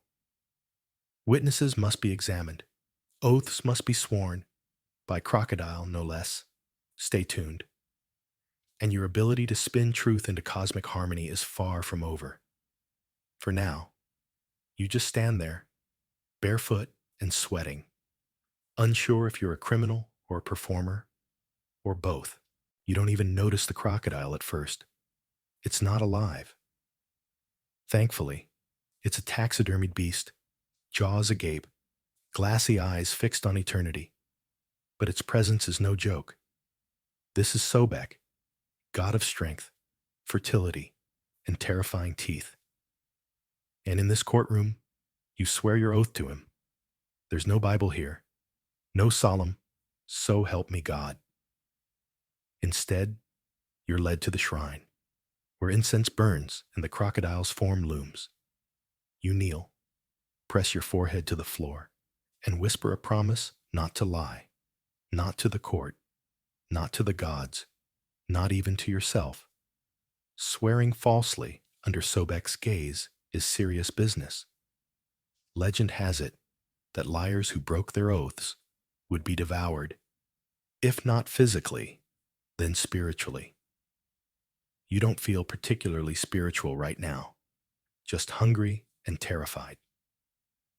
Historians still argue whether this part of the ceremony was symbolic or believed to bring actual divine consequences. Some ancient texts suggest real crocodiles were kept in temple pools, fed on ritual offerings, and occasionally consulted as oracles. You're just thankful this one isn't moving. The judge priest nods once. You've sworn. Now you may speak again. You launch into your defense with newfound clarity. The fear helps. You say the grain baskets in question weren't stolen, but moved, rescued, even from floodwaters. And you took them only temporarily to prevent waste. You were going to return them? Probably. Eventually.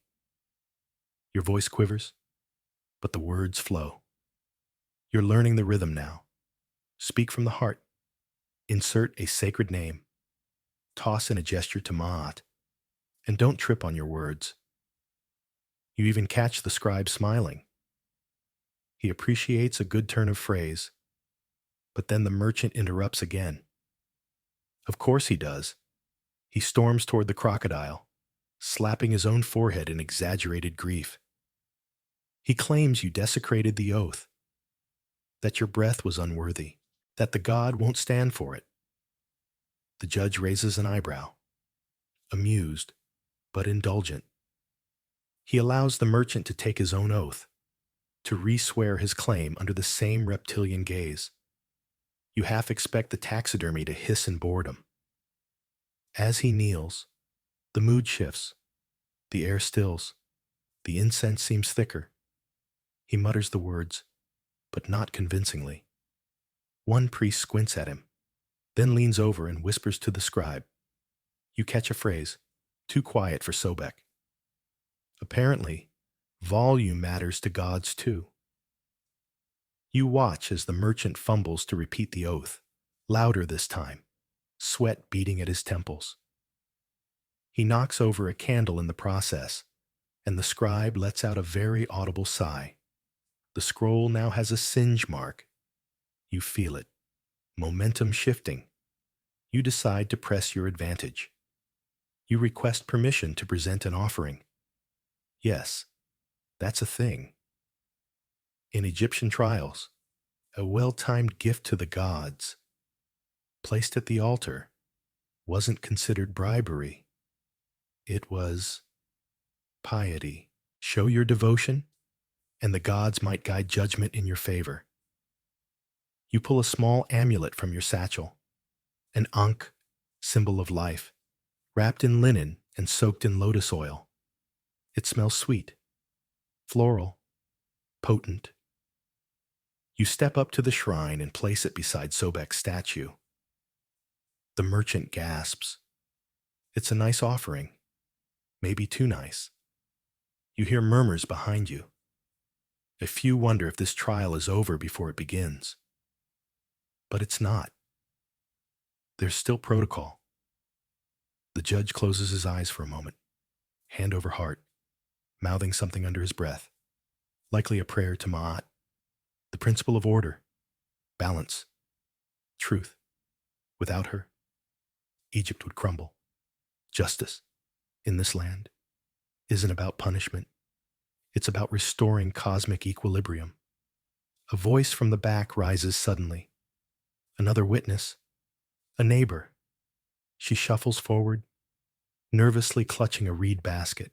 She claims she saw the whole event, that yes, you did take the grain, but you also left an offering at the edge of the flood, asking the Nile to bless the harvest. This is new. Even the judge raises an eyebrow. The merchant's mouth opens, closes, opens again. He has no rebuttal. The witness has a basket of grain to prove her story. It still smells like damp mud and river salt. The court murmurs. You return to your place, bare feet, empty hands, hope in your chest, and then the judge speaks. Just one word. Continue. Not a verdict, just an invitation to the next phase. There are still character references to hear, still more rituals, still more incense to breathe. You glance once more at the crocodile. Its jaws are still open. You're not even sure what time it is anymore. The sun outside still bakes the temple stone, but the courtroom feels like a different dimension. Timeless, slow, strangely theatrical. You're guided to sit on a reed mat beside a shallow basin of water, not to drink, to dream. Yes, dream. This part you did not expect.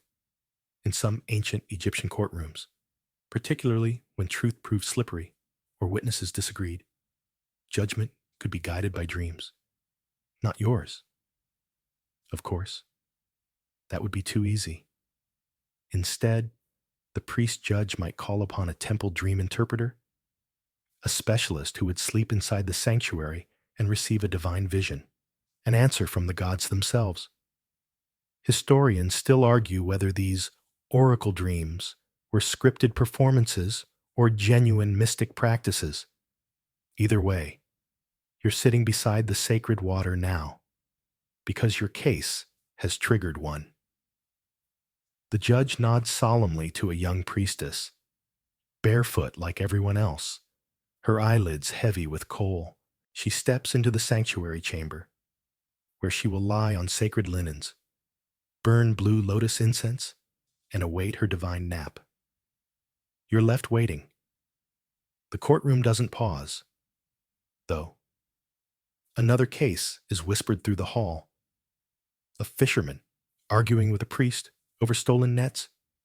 A small boy reciting a poem to prove the innocence of his grandmother. The court hums softly with a rhythm of strange justice. And then she returns, eyes glassy, mouth slightly open. The dream has happened. She kneels beside the judge and whispers.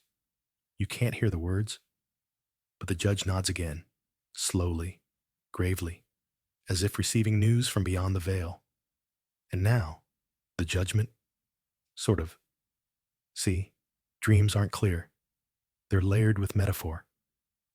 She dreamt of a falcon tangled in a net, crying out to the sun. The net dissolved in flames. The bird flew free, but left feathers behind. You wait for someone to interpret. No one does. You're supposed to reflect on it yourself. The merchant, predictably, insists that he is the falcon, that you, the net, that his business has suffered, his name soiled, but you see something different. You suggest that you are the falcon, wrongly accused, entangled, but innocent, that the dream confirms your intent was pure, that you sought only to protect the grain from floodwaters. The feathers left behind, you're offering to Sobek. The court murmurs again, this time with intrigue. The judge tilts his head, considering. A scribe snorts, either in agreement or from too much lotus vapor. The priestess just stares into space, probably still halfway in the dream. And then the judge raises a finger. He announces that while the dream offers insight, it is not decisive. A clever twist. You've gained some ground, but you're not off the hook yet. You're told the next step is a reading of Ma'at's principles. Out loud. By you. Great. From a clay tablet, a priest recites each commandment of Ma'at, the 42 negative confessions. You must repeat each one and affirm that you have not committed the crime described. I have not stolen. I have not lied. I have not polluted the Nile. Some are oddly specific. I have not cursed the gods. I have not eaten my heart. You pause slightly at that one. You get through all 42. The last one feels like a whisper. I have not acted with deceit. Silence follows, the kind that presses against your ears. One of the judges coughs. Another scribe folds a scroll with a loud crackle. Then, a new surprise. The merchant challenges the sincerity of your confession, says you spoke too fast or too slow, that Ma'at would have noticed. The priest judge glances at you, clearly unimpressed by the accusation, but rules that you will now undergo a second truth test, a mundane one, a rat test. Yes, really. A jar is brought forward. Inside, a small rodent, allegedly trained to sniff guilt. You're instructed to hold the jar while speaking again your innocence. If the rat panics, you're guilty. If it sleeps, you're not. You do your best not to laugh, or scream, or both. You hold the jar. The rat stares at you. You whisper, I did not steal the grain. The rat sneezes, then curls up. The priest says that is acceptable. You breathe again. The merchant, at a loss, throws up his hands and offers to settle the matter with an offering of his own. 5 dates and a promise to leave his complaint behind. The judge considers, declines. The dream must still be honored. Ma'at must still be served. So the trial continues. And you've begun to learn the strange rhythm of this place, where dreams, rats, and crocodile gods weigh heavier than reason. And somehow, it all makes a strange kind of sense. You've survived the rat, the dream, the barefoot oath, and yet the most peculiar challenge is still ahead. The priest-judge gestures, and a priest in golden trim steps forward holding a single white feather. It shimmers. It's not just a prop. It's the feather, the symbol of Ma'at herself. The ancient Egyptians believed that your soul would one day be weighed against this very feather in the afterlife. Too heavy with sin? You'd be devoured by Ammit, the soul-eating beast with a crocodile head, lion's mane, and hippo legs. Charming creature. Here in court, the feather isn't placed on a scale. It's set in front of you. You're told to stare at it while recounting your actions once more, but without emotion. No flailing arms, no tears, no flare. Just truth, or what passes for it. Because Ma'at isn't interested in performance now. She's interested in balance. You speak. Your voice feels thinner now, as if it's sliding under the weight of the moment. You say again that the grain was taken to preserve it, that you made offerings, that you intended no harm. You even mention the shrine to Bastit's cat again, because even gods appreciate continuity. A priest listens, feather held at eye level. You wonder if he's trying to see your soul reflected in it. Maybe he is. This is Egypt, after all. Historians still argue how literal Egyptians took the concept of weighing the heart in daily life. Was it metaphor? Or do they genuinely believe their conscience bore physical weight? You're not sure. But right now, you feel heavy enough. The judge finally speaks again. He asks one simple question. Is your heart light? Your throat dries? You manage to answer? Yes. He turns to the merchant and asks the same. The merchant hesitates. Just a blink. But the courtroom feels it. That blink is a crack in the ritual. The judge nods solemnly. The feather is returned to its place on the altar. A slow bow follows, and then comes the next twist. A character witness, a surprise one, a priestess, elderly and sharp-eyed, enters the chamber. She knows you. She knew your mother. She speaks of your youth, your kindness, your arrogance, your strange childhood obsession with sculpting miniature tombs. Weird, but apparently endearing. She tells the court that while you are not perfect, you are no thief, that you lack the cunning for true deception. That, if anything, you're too clumsy to have stolen anything undetected. You're not sure if that's a compliment. Still, her words carry weight. In ancient Egyptian courts, character testimony often meant more than evidence. Reputation was currency. If the court believed you lived in harmony with Ma'at, they would lean toward your innocence. The merchant, increasingly desperate, presents a counter-witness, a sandal maker. He claims you once underpaid him for a pair of blue-dyed sandals. The courtroom erupts. Scribes murmur. One snickers audibly. The judge sighs. The priestess leans in and says, "You always were too cheap with your coin, child." Again, unclear if that's helpful, but the tone, warm, maternal, amused, cuts through the tension like a cool Nile breeze. The judge now invites you to hold the feather once. Gently. You lift it with both hands. It's lighter than you thought, softer than you expected. You breathe in, and as you exhale, you sense it, something shifting. The courtroom is no longer a place of judgment, but transformation. You are not who you were when you stepped in, because this is what Egyptian law did best. Not punish, but balance. Not just the world around you, but the soul within.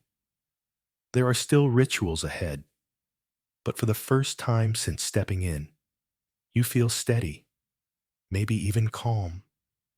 Your fate is still uncertain, but your heart, lighter than it's been in a long while. You're feeling confident, too confident, maybe. Because just as the judge begins to close his scroll, a priest clears his throat and raises a hand. He gestures toward your face, specifically your nose. You blink. The courtroom stills. And then you remember the missing nose defense.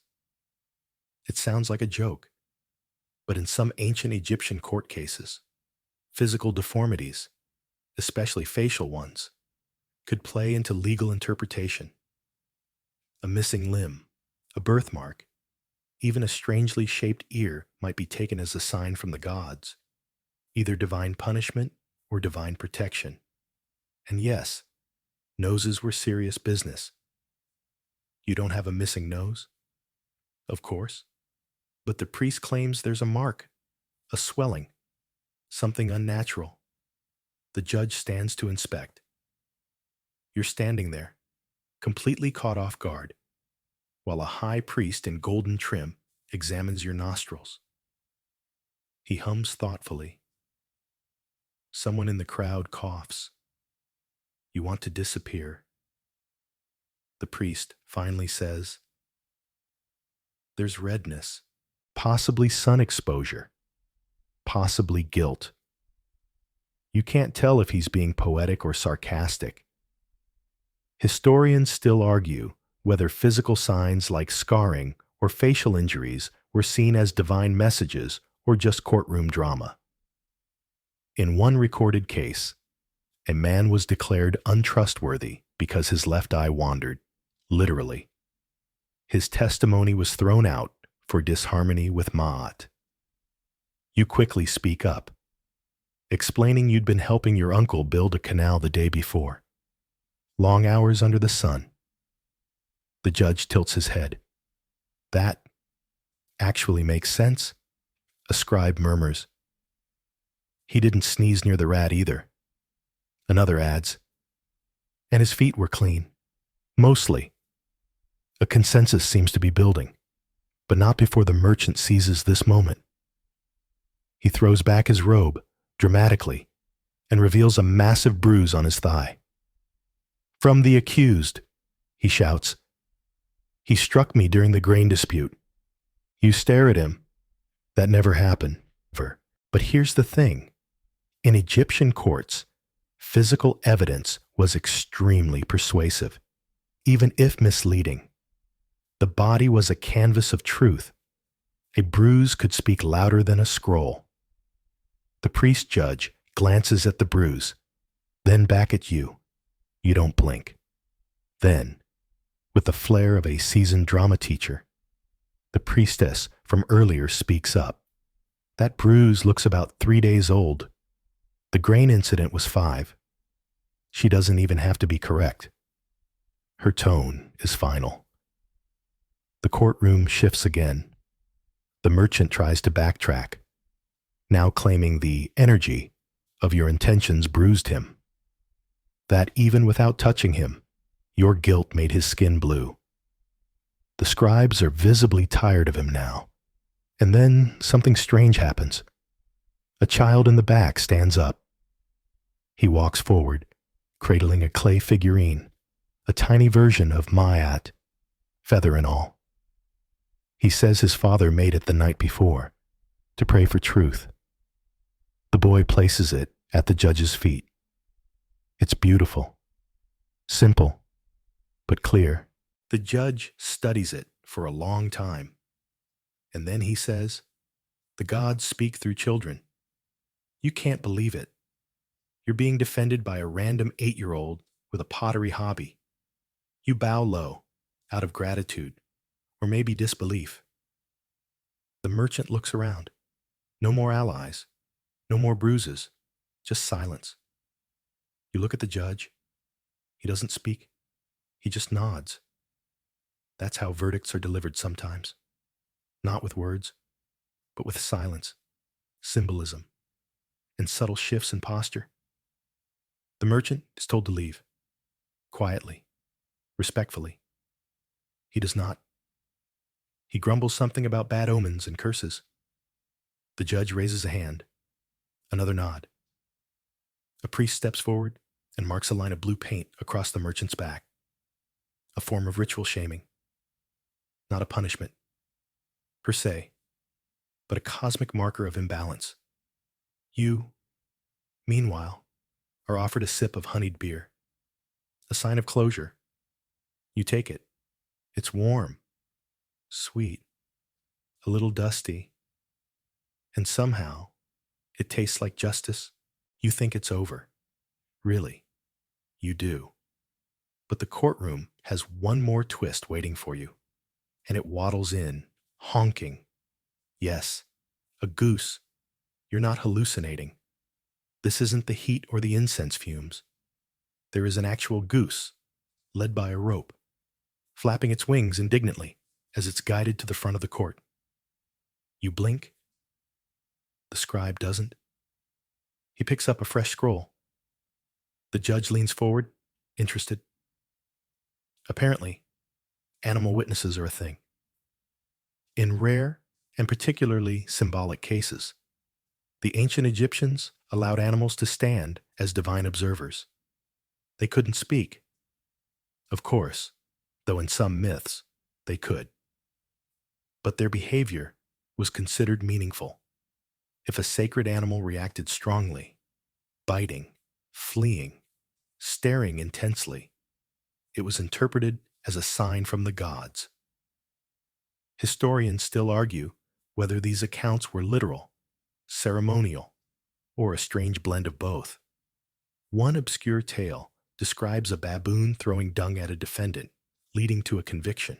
You hope that's not your fate today? You glance nervously at the goose. The priest guiding it explains, this bird was present during the alleged grain theft. It belonged to a neighboring household and reportedly honked very loudly that night. The claim? That it sensed disharmony.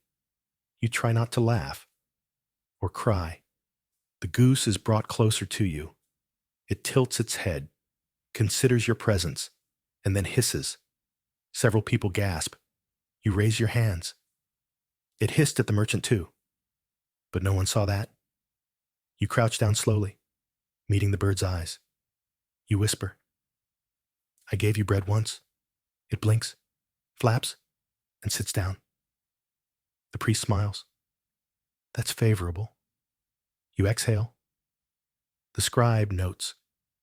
Goose responded calmly to defendant after initial agitation. Sign of restored harmony. You can't believe this is real. Next up, a different kind of testimony. Written confessions. See, while verbal drama ruled the day, Egyptians also valued the written word, especially when it was permanent. Clay tablets, inked linen, hieroglyphic carvings. If someone wrote something down, it was binding. The merchant's apprentice presents a scrap of papyrus. It's a note. Hurried, barely legible. It says, if I lose, I'll say it was the god's fault. You nearly burst out laughing. The courtroom does laugh. Even the goose honks. The priest holds it up. Is this your writing? He asks the merchant. The merchant mumbles something about sabotage, that it's a forgery, that his apprentice was bribed by. He points at you. You, of all people. You shake your head. He barely talks to me. The apprentice confirms this. He's weird about cats, he says. The judge nods solemnly, as if this explains everything. The priest judge now speaks clearly. The merchant's credibility is diminished. And the goose? It's been sitting calmly at your feet this entire time. In fact, it seems asleep. The judge declares that the gods have spoken enough for one day. You will not be punished. There will be no shame mark, no fine, no curse. Ma'at has been satisfied. But before you can leave, one last ritual remains, a ceremonial cleansing, not of you, but of the courtroom itself. A priest walks the perimeter of the chamber, sprinkling water and murmuring prayers to rebalance the energy.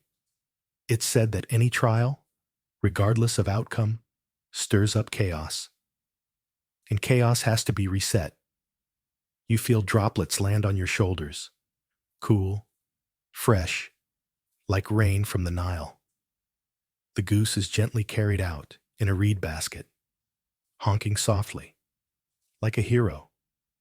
You're given a final offering, a small token, a charm shaped like a feather, pressed into your palm by the priestess who spoke for you earlier.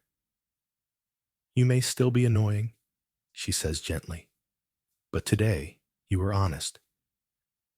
You smile, barefoot, feather in hand, escorted out by a child and a goose's distant echo.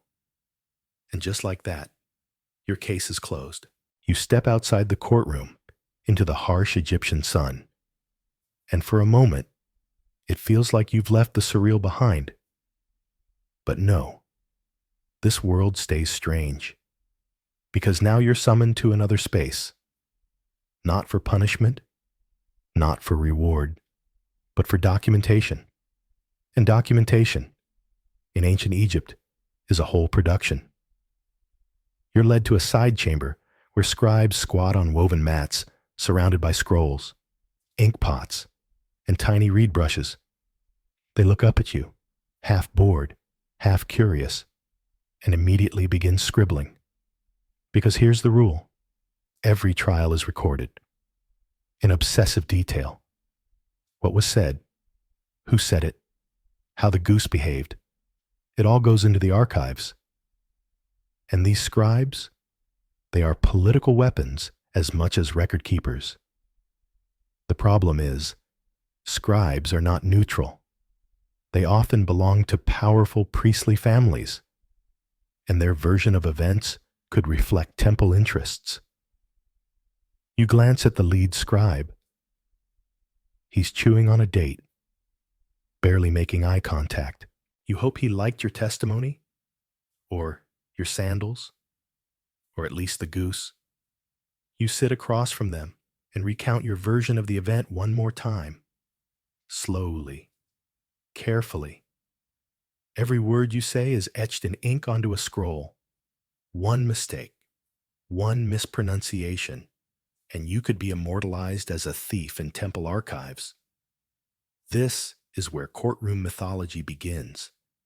Historians believe that many Egyptian legal cases evolved into moral parables, shaped more by how scribes wrote them than how they happened. A simple grain dispute might become a lesson on ma'at, self-control, and how a cat shrine saved a man's soul. You watch the scribe pause, tap his brush, then add a line you didn't say. Something about your humility. You don't interrupt. It's a good look. You let it happen. Once the scroll is complete, a priest reads it aloud, to seal it in the ears of the gods. The idea was that divine beings could hear through sound more than through writing, so everything had to be spoken again, slowly, clearly. You hear your name, your cousin's story, the fake bruise, the feather. Even the goose makes the cut. And then something peculiar. Your heart is weighed again, this time metaphorically, through a final ritual. You're led to a small altar and asked to place your hand over a scale, empty except for a small feather replica. A priest closes his eyes and begins chanting. It's meant to remind you, and everyone present, that justice is never truly over, that every action echoes. This, to you, feels oddly modern, as if they understood how reputation, once written, becomes a kind of legal gravity, a force you carry forever. You open your eyes, and the judge is there again. He's calm, tired, slightly amused. He holds out a carved seal, a small clay stamp with hieroglyphs spelling out your name and today's date. This is your clearance, your proof. You've officially been declared in harmony with Ma'at. You thank him. Bow. Bow again. Maybe too much. You're not sure of the protocol anymore. And as you're about to leave, the judge says something strange. Careful now. Harmony is not permanent. Even a goose can be corrupted. You nod politely, pretending to understand. Maybe you do. Maybe no one ever really does. On your way out, you pass the merchant again. He's sitting under a fig tree, chewing on a leaf, muttering to himself. He's been painted with blue shame stripes across his back. And kids are pointing. You feel a twinge of guilt, but not enough to go talk to him. He looks up at you, doesn't speak, just stares. You move on. A group of children runs past, playing with reed dolls shaped like gods. One is holding a stick and shouting, "I sentence you to swim with Sobek." Another yells back, "Not if Ma'at says I'm good." You smile. The whole society, it seems, is steeped in law, not just rules, but rituals. Morality isn't learned in books. It's lived, acted, dreamed, performed in temples, and echoed in stories. You look down at your clearance stamp again. You are now a part of that story. And somewhere, in a cool stone archive near the Nile, your trial will sleep on a scroll, possibly forever. Maybe one day, someone will find it. Maybe someone already has. And maybe the goose will get top billing. You think you've finally emerged from the surreal labyrinth of ancient Egyptian law? But no, the system isn't quite done with you yet. Because now comes the part modern courts would never dare attempt. You must defend yourself. Again, alone, with no one else allowed to speak. There are no lawyers in ancient Egypt, no sharp-tongued advocate in a wig, no charming legal expert to twist your words into gold. Here, you are your own voice, and while witnesses and priests may speak on your behalf, ultimately, it's up to you to step into the center of the court, raise your arms, and yell. Yes, yell. Because in the Egyptian courtroom, argument isn't just intellectual, it's physical. You must project confidence, wield tone like a blade, and gesture broadly and boldly, so even the back rows of the temple can read your heart.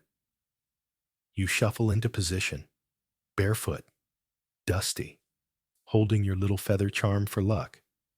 Then, the priest judge nods. Your moment has arrived. You take a deep breath. Raise your hands like some combination of opera singer and street vendor, and declare your truth. Your voice echoes. The chamber's high ceiling amplifies your words into something almost holy. You speak of justice, of ma'at, of how your actions, however clumsy, were born of balance, not greed. You even reference the goose. Because let's face it, that goose won hearts. The scribes nod. They're into it. You pace. You raise a fist. You drop to one knee and beg Maat's forgiveness for any confusion your actions might have caused. One scribe wipes a tear. Another sketches your pose. It seems you're going to be illustrated. And then, for dramatic flair, you end with a poetic flourish. Better to share grain than hoard shame. Better to honor Ma'at than feed Sobek's flame. That last part? You made it up. On the spot. But the room loves it. Even the judge mutters, "Very nice." Still, not everyone's on your side. The merchant's cousin steps forward, a squat man with a deep frown, and demands a rebuttal argument.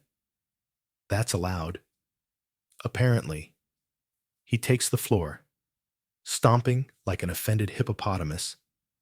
His hands flail, his voice cracks, and he somehow blames you for 3 separate harvest failures. You stand quietly. The rules say you can't interrupt. Instead, you do what Egyptians often did when words failed. You appeal to the visual. You raise your feather again. Quietly. And the courtroom stills. This is a gamble, but a common one. In ancient trials, holding up a sacred symbol was often more powerful than shouting.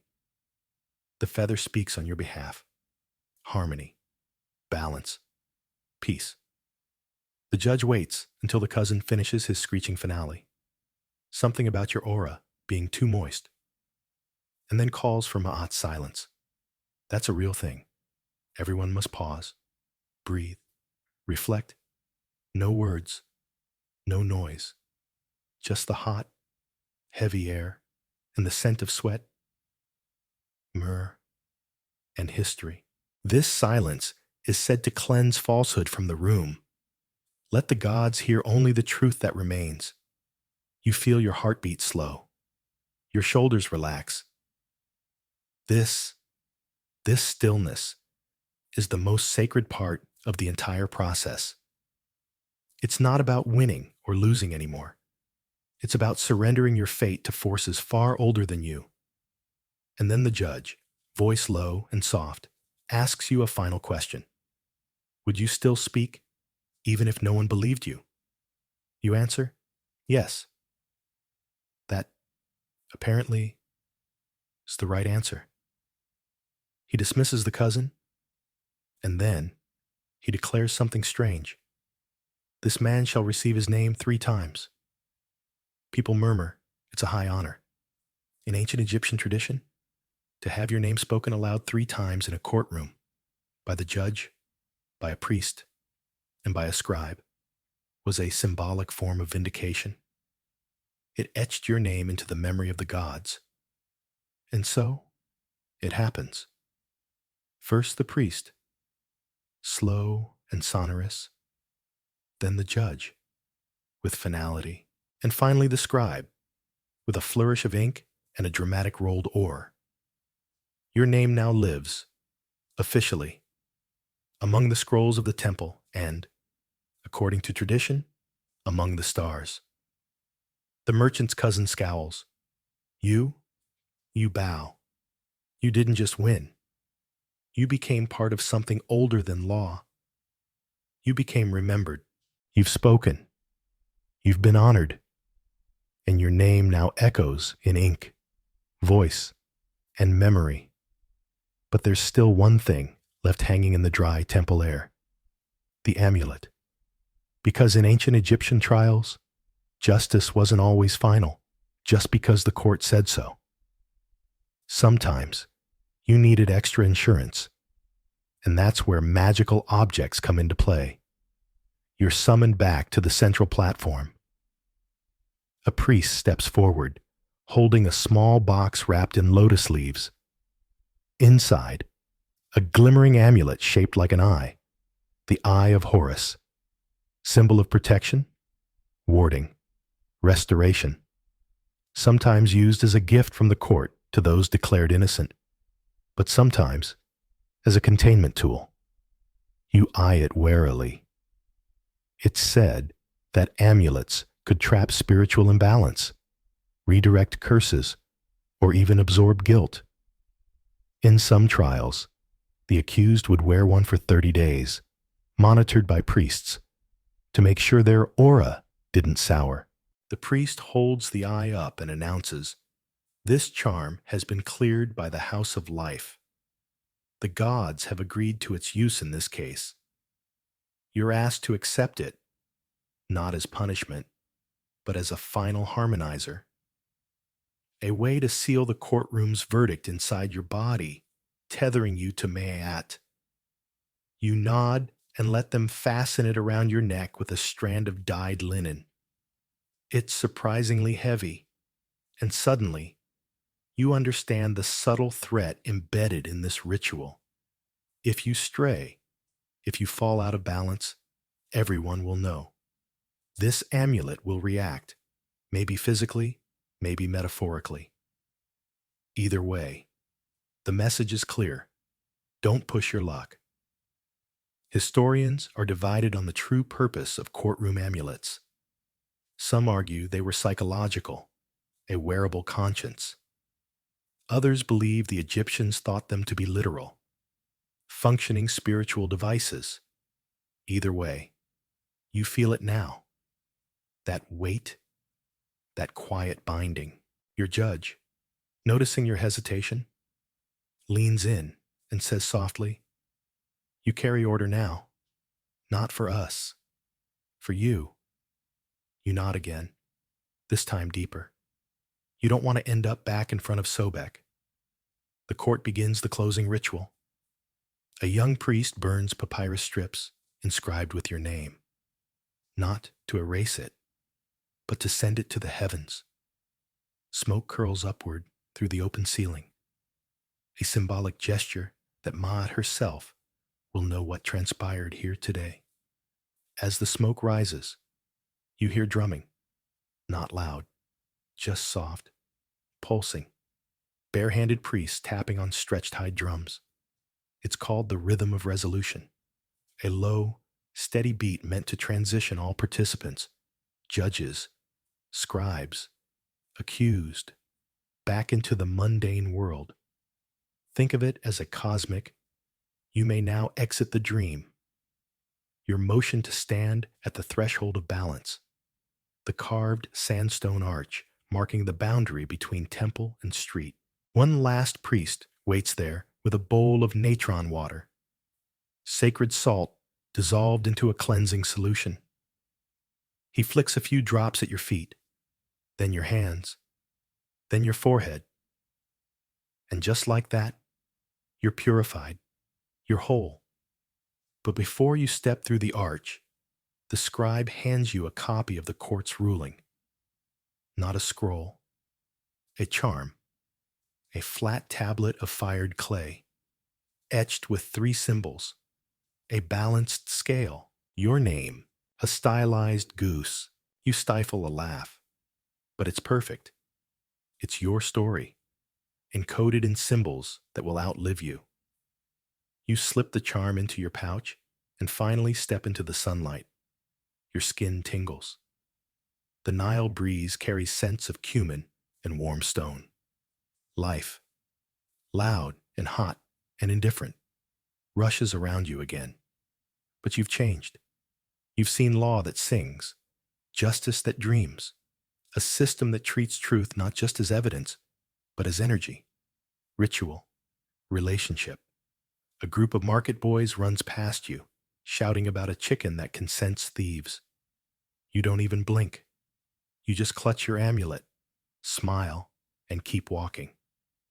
Because from now on, you don't just live in Ma'at. You carry her.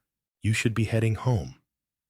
You should be basking in the glow of your courtroom survival, clutching your goose charm and your Eye of Horus amulet, maybe even treating yourself to a honey cake.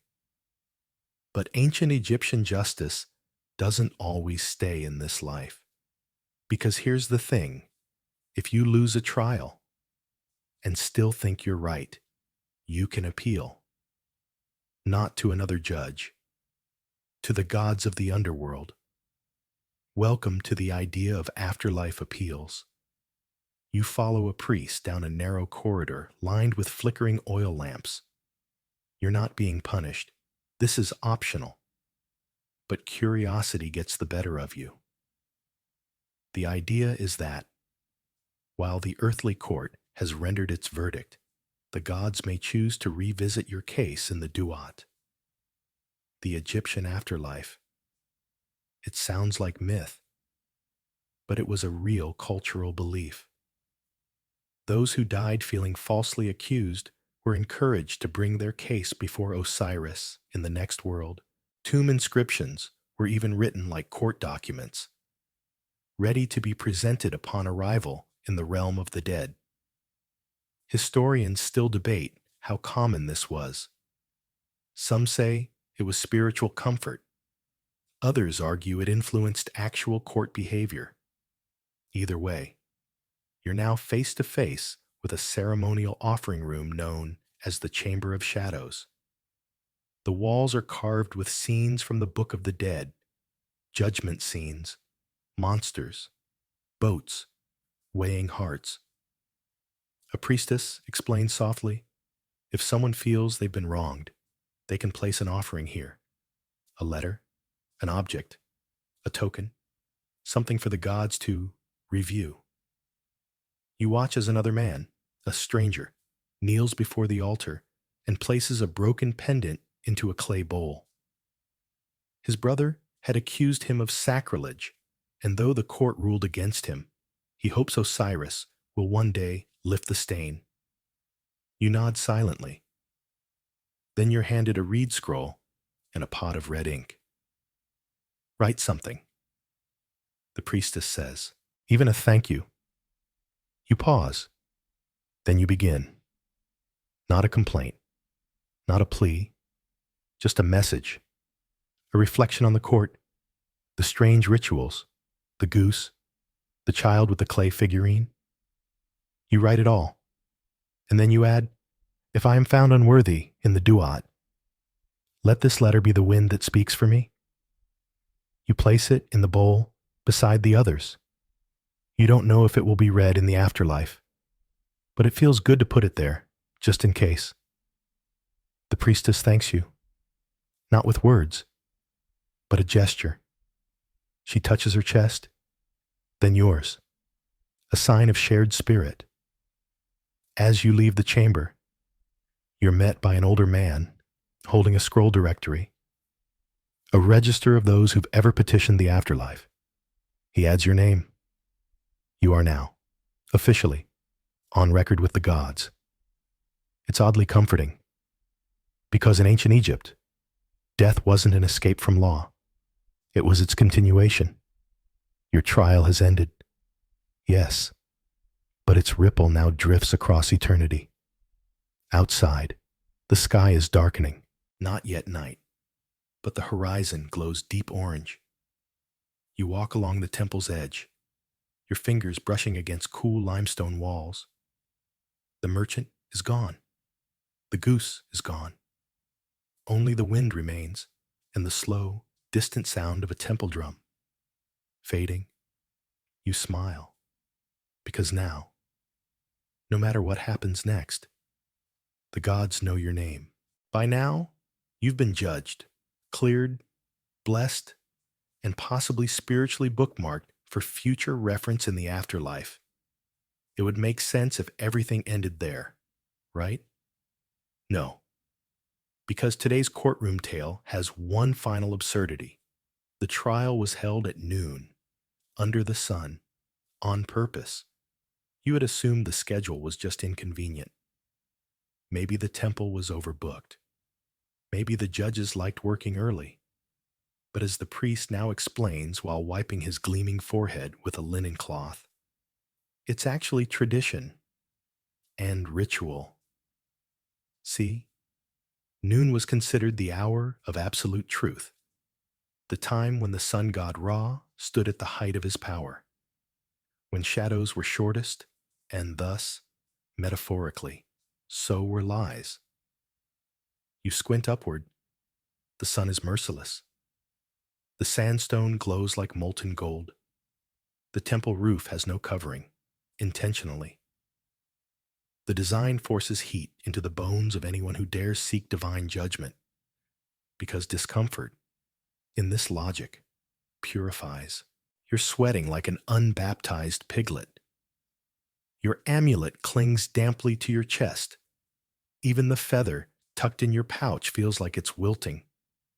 But this is part of the point. Justice isn't supposed to be comfortable.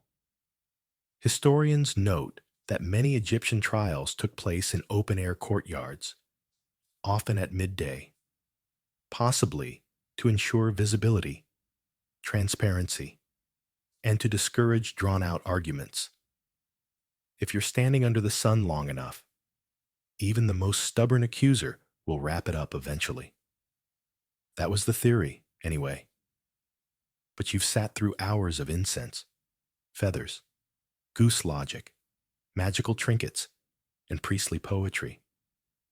Now, the heat just feels like an invisible third judge, glowering, impartial, deeply annoying. A young priest offers you a wet cloth. You nod gratefully and wipe the back of your neck. It smells faintly of frankincense. Holy sweat, apparently, is part of the process. You watch a new trial begin. A woman is accused of cursing a neighbor's garden. The evidence? Withered onions. The defense? He never waters them. Everyone laughs, including the judge. And then the midday bell tolls. A large brass disc suspended by ropes. Not a court is in session bell. A balance bell. A symbolic reminder that the day, like the world, must be split equally. Darkness and light, order and chaos, speech and silence. A priest raises both hands. The courtroom hushes. He begins a midday chant.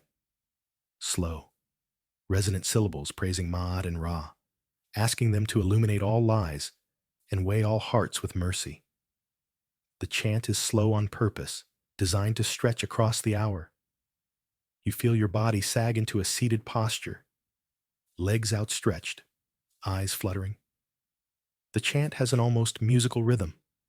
It's part sermon, part lullaby.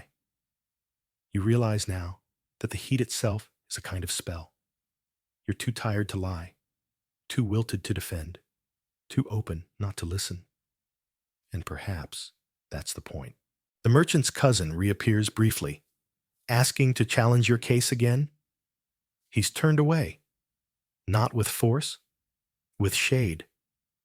A priest stands between him and the courtroom and raises a cloth canopy. You had your son, he says.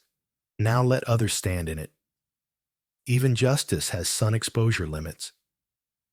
The cousin slinks away, muttering something about ducks. Maybe he means geese. Maybe he's just unraveling. You don't care. You shift slightly, trying not to stick to the stone floor. And then the priest judge announces something shocking. A break. Everyone exhales. Even the scribes look relieved. You're handed a small cup of water, cool, slightly metallic, drawn from a copper urn that's been sitting in the shadow of a pillar all morning. You drink, slowly. The priestess who defended you earlier reappears, her arms carrying a clay tablet. She hands it to you. Your name, she says, inscribed with light. You look closer. The sun has baked the text deep into the surface. Your name, the date, 3 symbols. The feather, a sun disk, a sleeping goose. You almost cry. Display it, she says, so Mott knows where you sleep. You will. Eventually. Right now. You're too dazed by sunlight and sanctity to process any more symbolic depth. But you know this. Justice in ancient Egypt isn't quiet, or fast, or easy, but it is thorough. It touches your feet, your dreams, your sweat glands, and your soul. And above all, it's hot. The sun is finally tilting westward. Shadows stretch longer, and you're thinking, surely this whole divine trial experience has reached its grand finale. Not yet. Because now comes something that feels ancient and surprisingly modern. Your judge is a woman, not just any woman. A high-ranking priestess of Ma'at, wrapped in white linen, gold-lined eyes staring through your ribcage. She moves like someone used to commanding silence and getting it. In ancient Egypt, women weren't excluded from power. They could be landowners, scribes, even pharaohs. And in matters of justice, priestesses often held immense authority, especially when it came to interpreting dreams, symbols, or moral dilemmas that men struggled to untangle without shouting. This priestess does not shout. She glides forward, dismisses the other priests with a flick of her hand, and takes a seat at the judgment altar. Alone. You stand. She raises a brow. You sit. Her voice, when it comes, is soft, intimate, like she's about to tell you a bedtime story and simultaneously decide whether you should live. You believe yourself to be in balance, she says, but what about others? You blink. What? She gestures behind you. Another person has been brought in. A woman you recognize, barely. She worked near the flood fields, saw the grain, said nothing. Apparently, she's here to test your memory. The priestess doesn't want facts now. She wants intention. She asks you to recount what this woman did, what she said, what you believed her role to be. You hesitate. What if you're wrong? But the priestess interrupts your spiraling. Speak not to impress. Speak to reveal. You do. You admit you thought she helped you, that her silence meant support, that maybe, deep down, you counted on her not telling anyone. The woman nods, not smiling, but not condemning.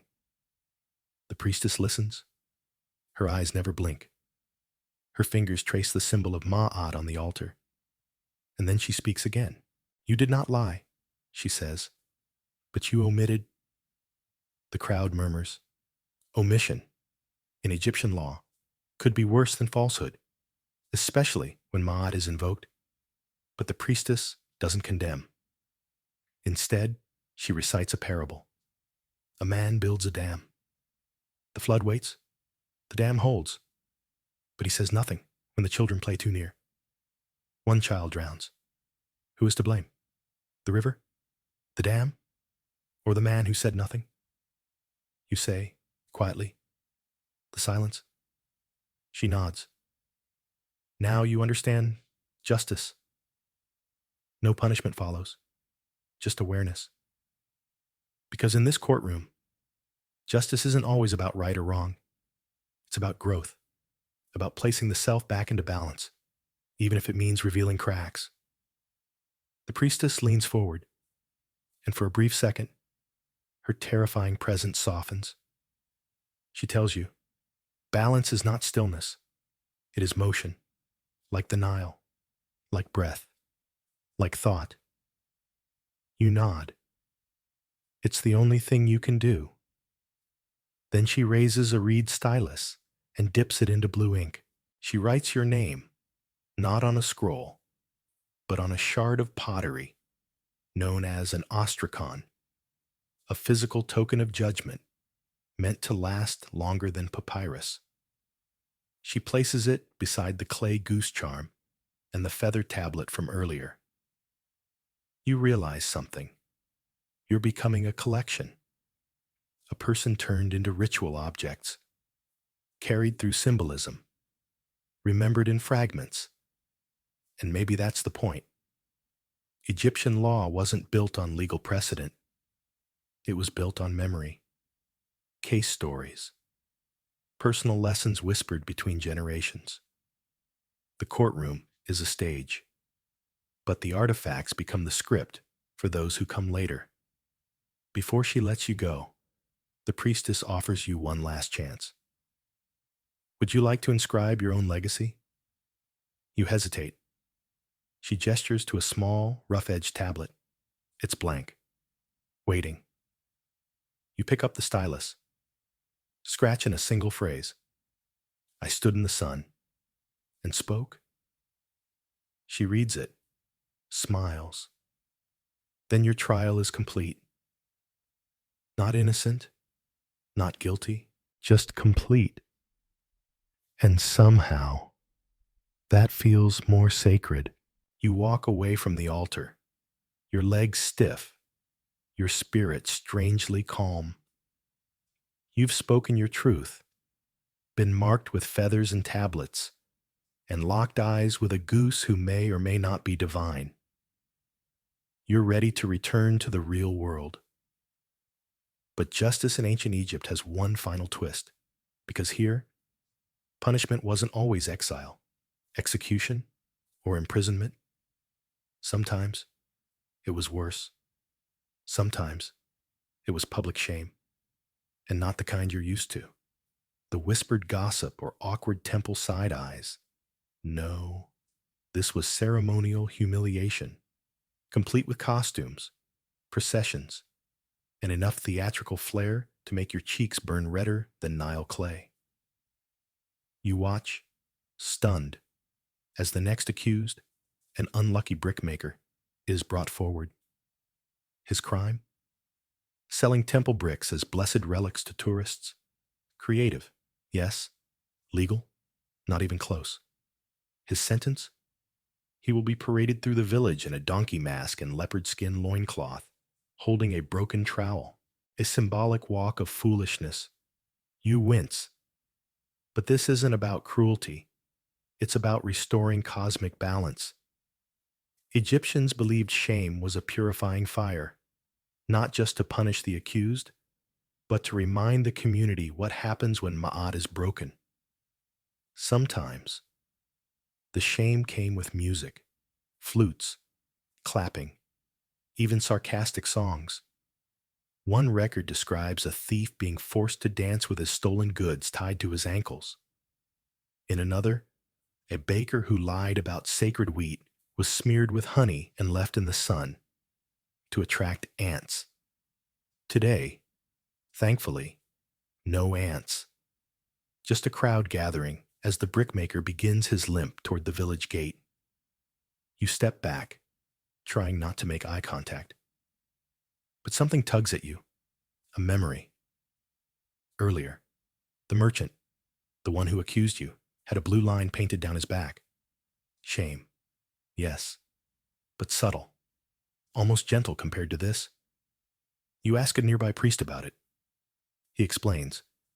There are levels of dishonor. A painted line says, this one is misguided. A costume says, this one is dangerous. And worst of all is silence. When the court refuses to speak your name at all, that's erasure, spiritual exile. The merchant got a line. The brickmaker got a parade. You got a feather. And that, in this system, is a mark of transformation. As the crowd disperses, you pass a group of children reenacting the shame parade. One kid wears a flower pot on his head. Another holds a pretend scroll and shouts, "You kissed a goat and lied about it." You laugh. And something dawns on you. This is how justice spreads. Not through laws written in stone, not through bureaucrats and secret files, but through rituals remembered, stories retold, symbols reimagined in the mouths of children and the games of neighbors. You think about what would have happened if your trial had ended differently. Would you be out there now, wearing a chicken feather cloak, holding a thief of Ma'at sign? You glance at your feather charm again, then your clay token, then your amulet, still warm from the sun, and you realize something profound. Egyptian punishment wasn't about scaring people into submission. It was about teaching them to feel the weight of their choices in their bones, so they could restore themselves. To fall out of Ma'at is human. To walk back toward it, barefoot and dusty, feather in hand, that's the lesson. And that's why the shame parade matters, not as cruelty, but as choreography, a cosmic dance, where everyone, eventually, finds their place in the music. Even the brickmaker, especially the brickmaker. The sun is low now, casting golden light across the stone floors of the temple. Your feet ache, your shoulders slump. But something inside you, something quiet, feels untangled. You return to the courtyard for what you assume is the final farewell. But the court has one more twist of ancient elegance.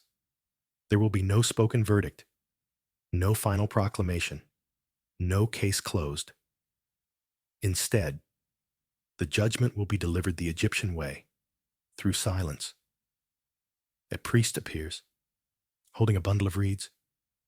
One by one, he hands them out, to the judge, to the scribe, to the witnesses, even to you. A symbol that everything that needed to be said has already been said. The courtroom stills. Everyone waits. Then, with barely a breath, the priest judge performs a nod. That's it. That's the verdict. A sacred gesture, subtle as wind across papyrus. In this world, justice doesn't need words. It needs balance. And you have it now. You don't cheer. No one claps. Instead, the crowd slowly disperses, like sand drawn back by the Nile. No one rushes. No one lingers. One priest quietly sweeps the floor. Another sprinkles a few drops of natron water across the entrance, erasing your footprints. That's when it hits you.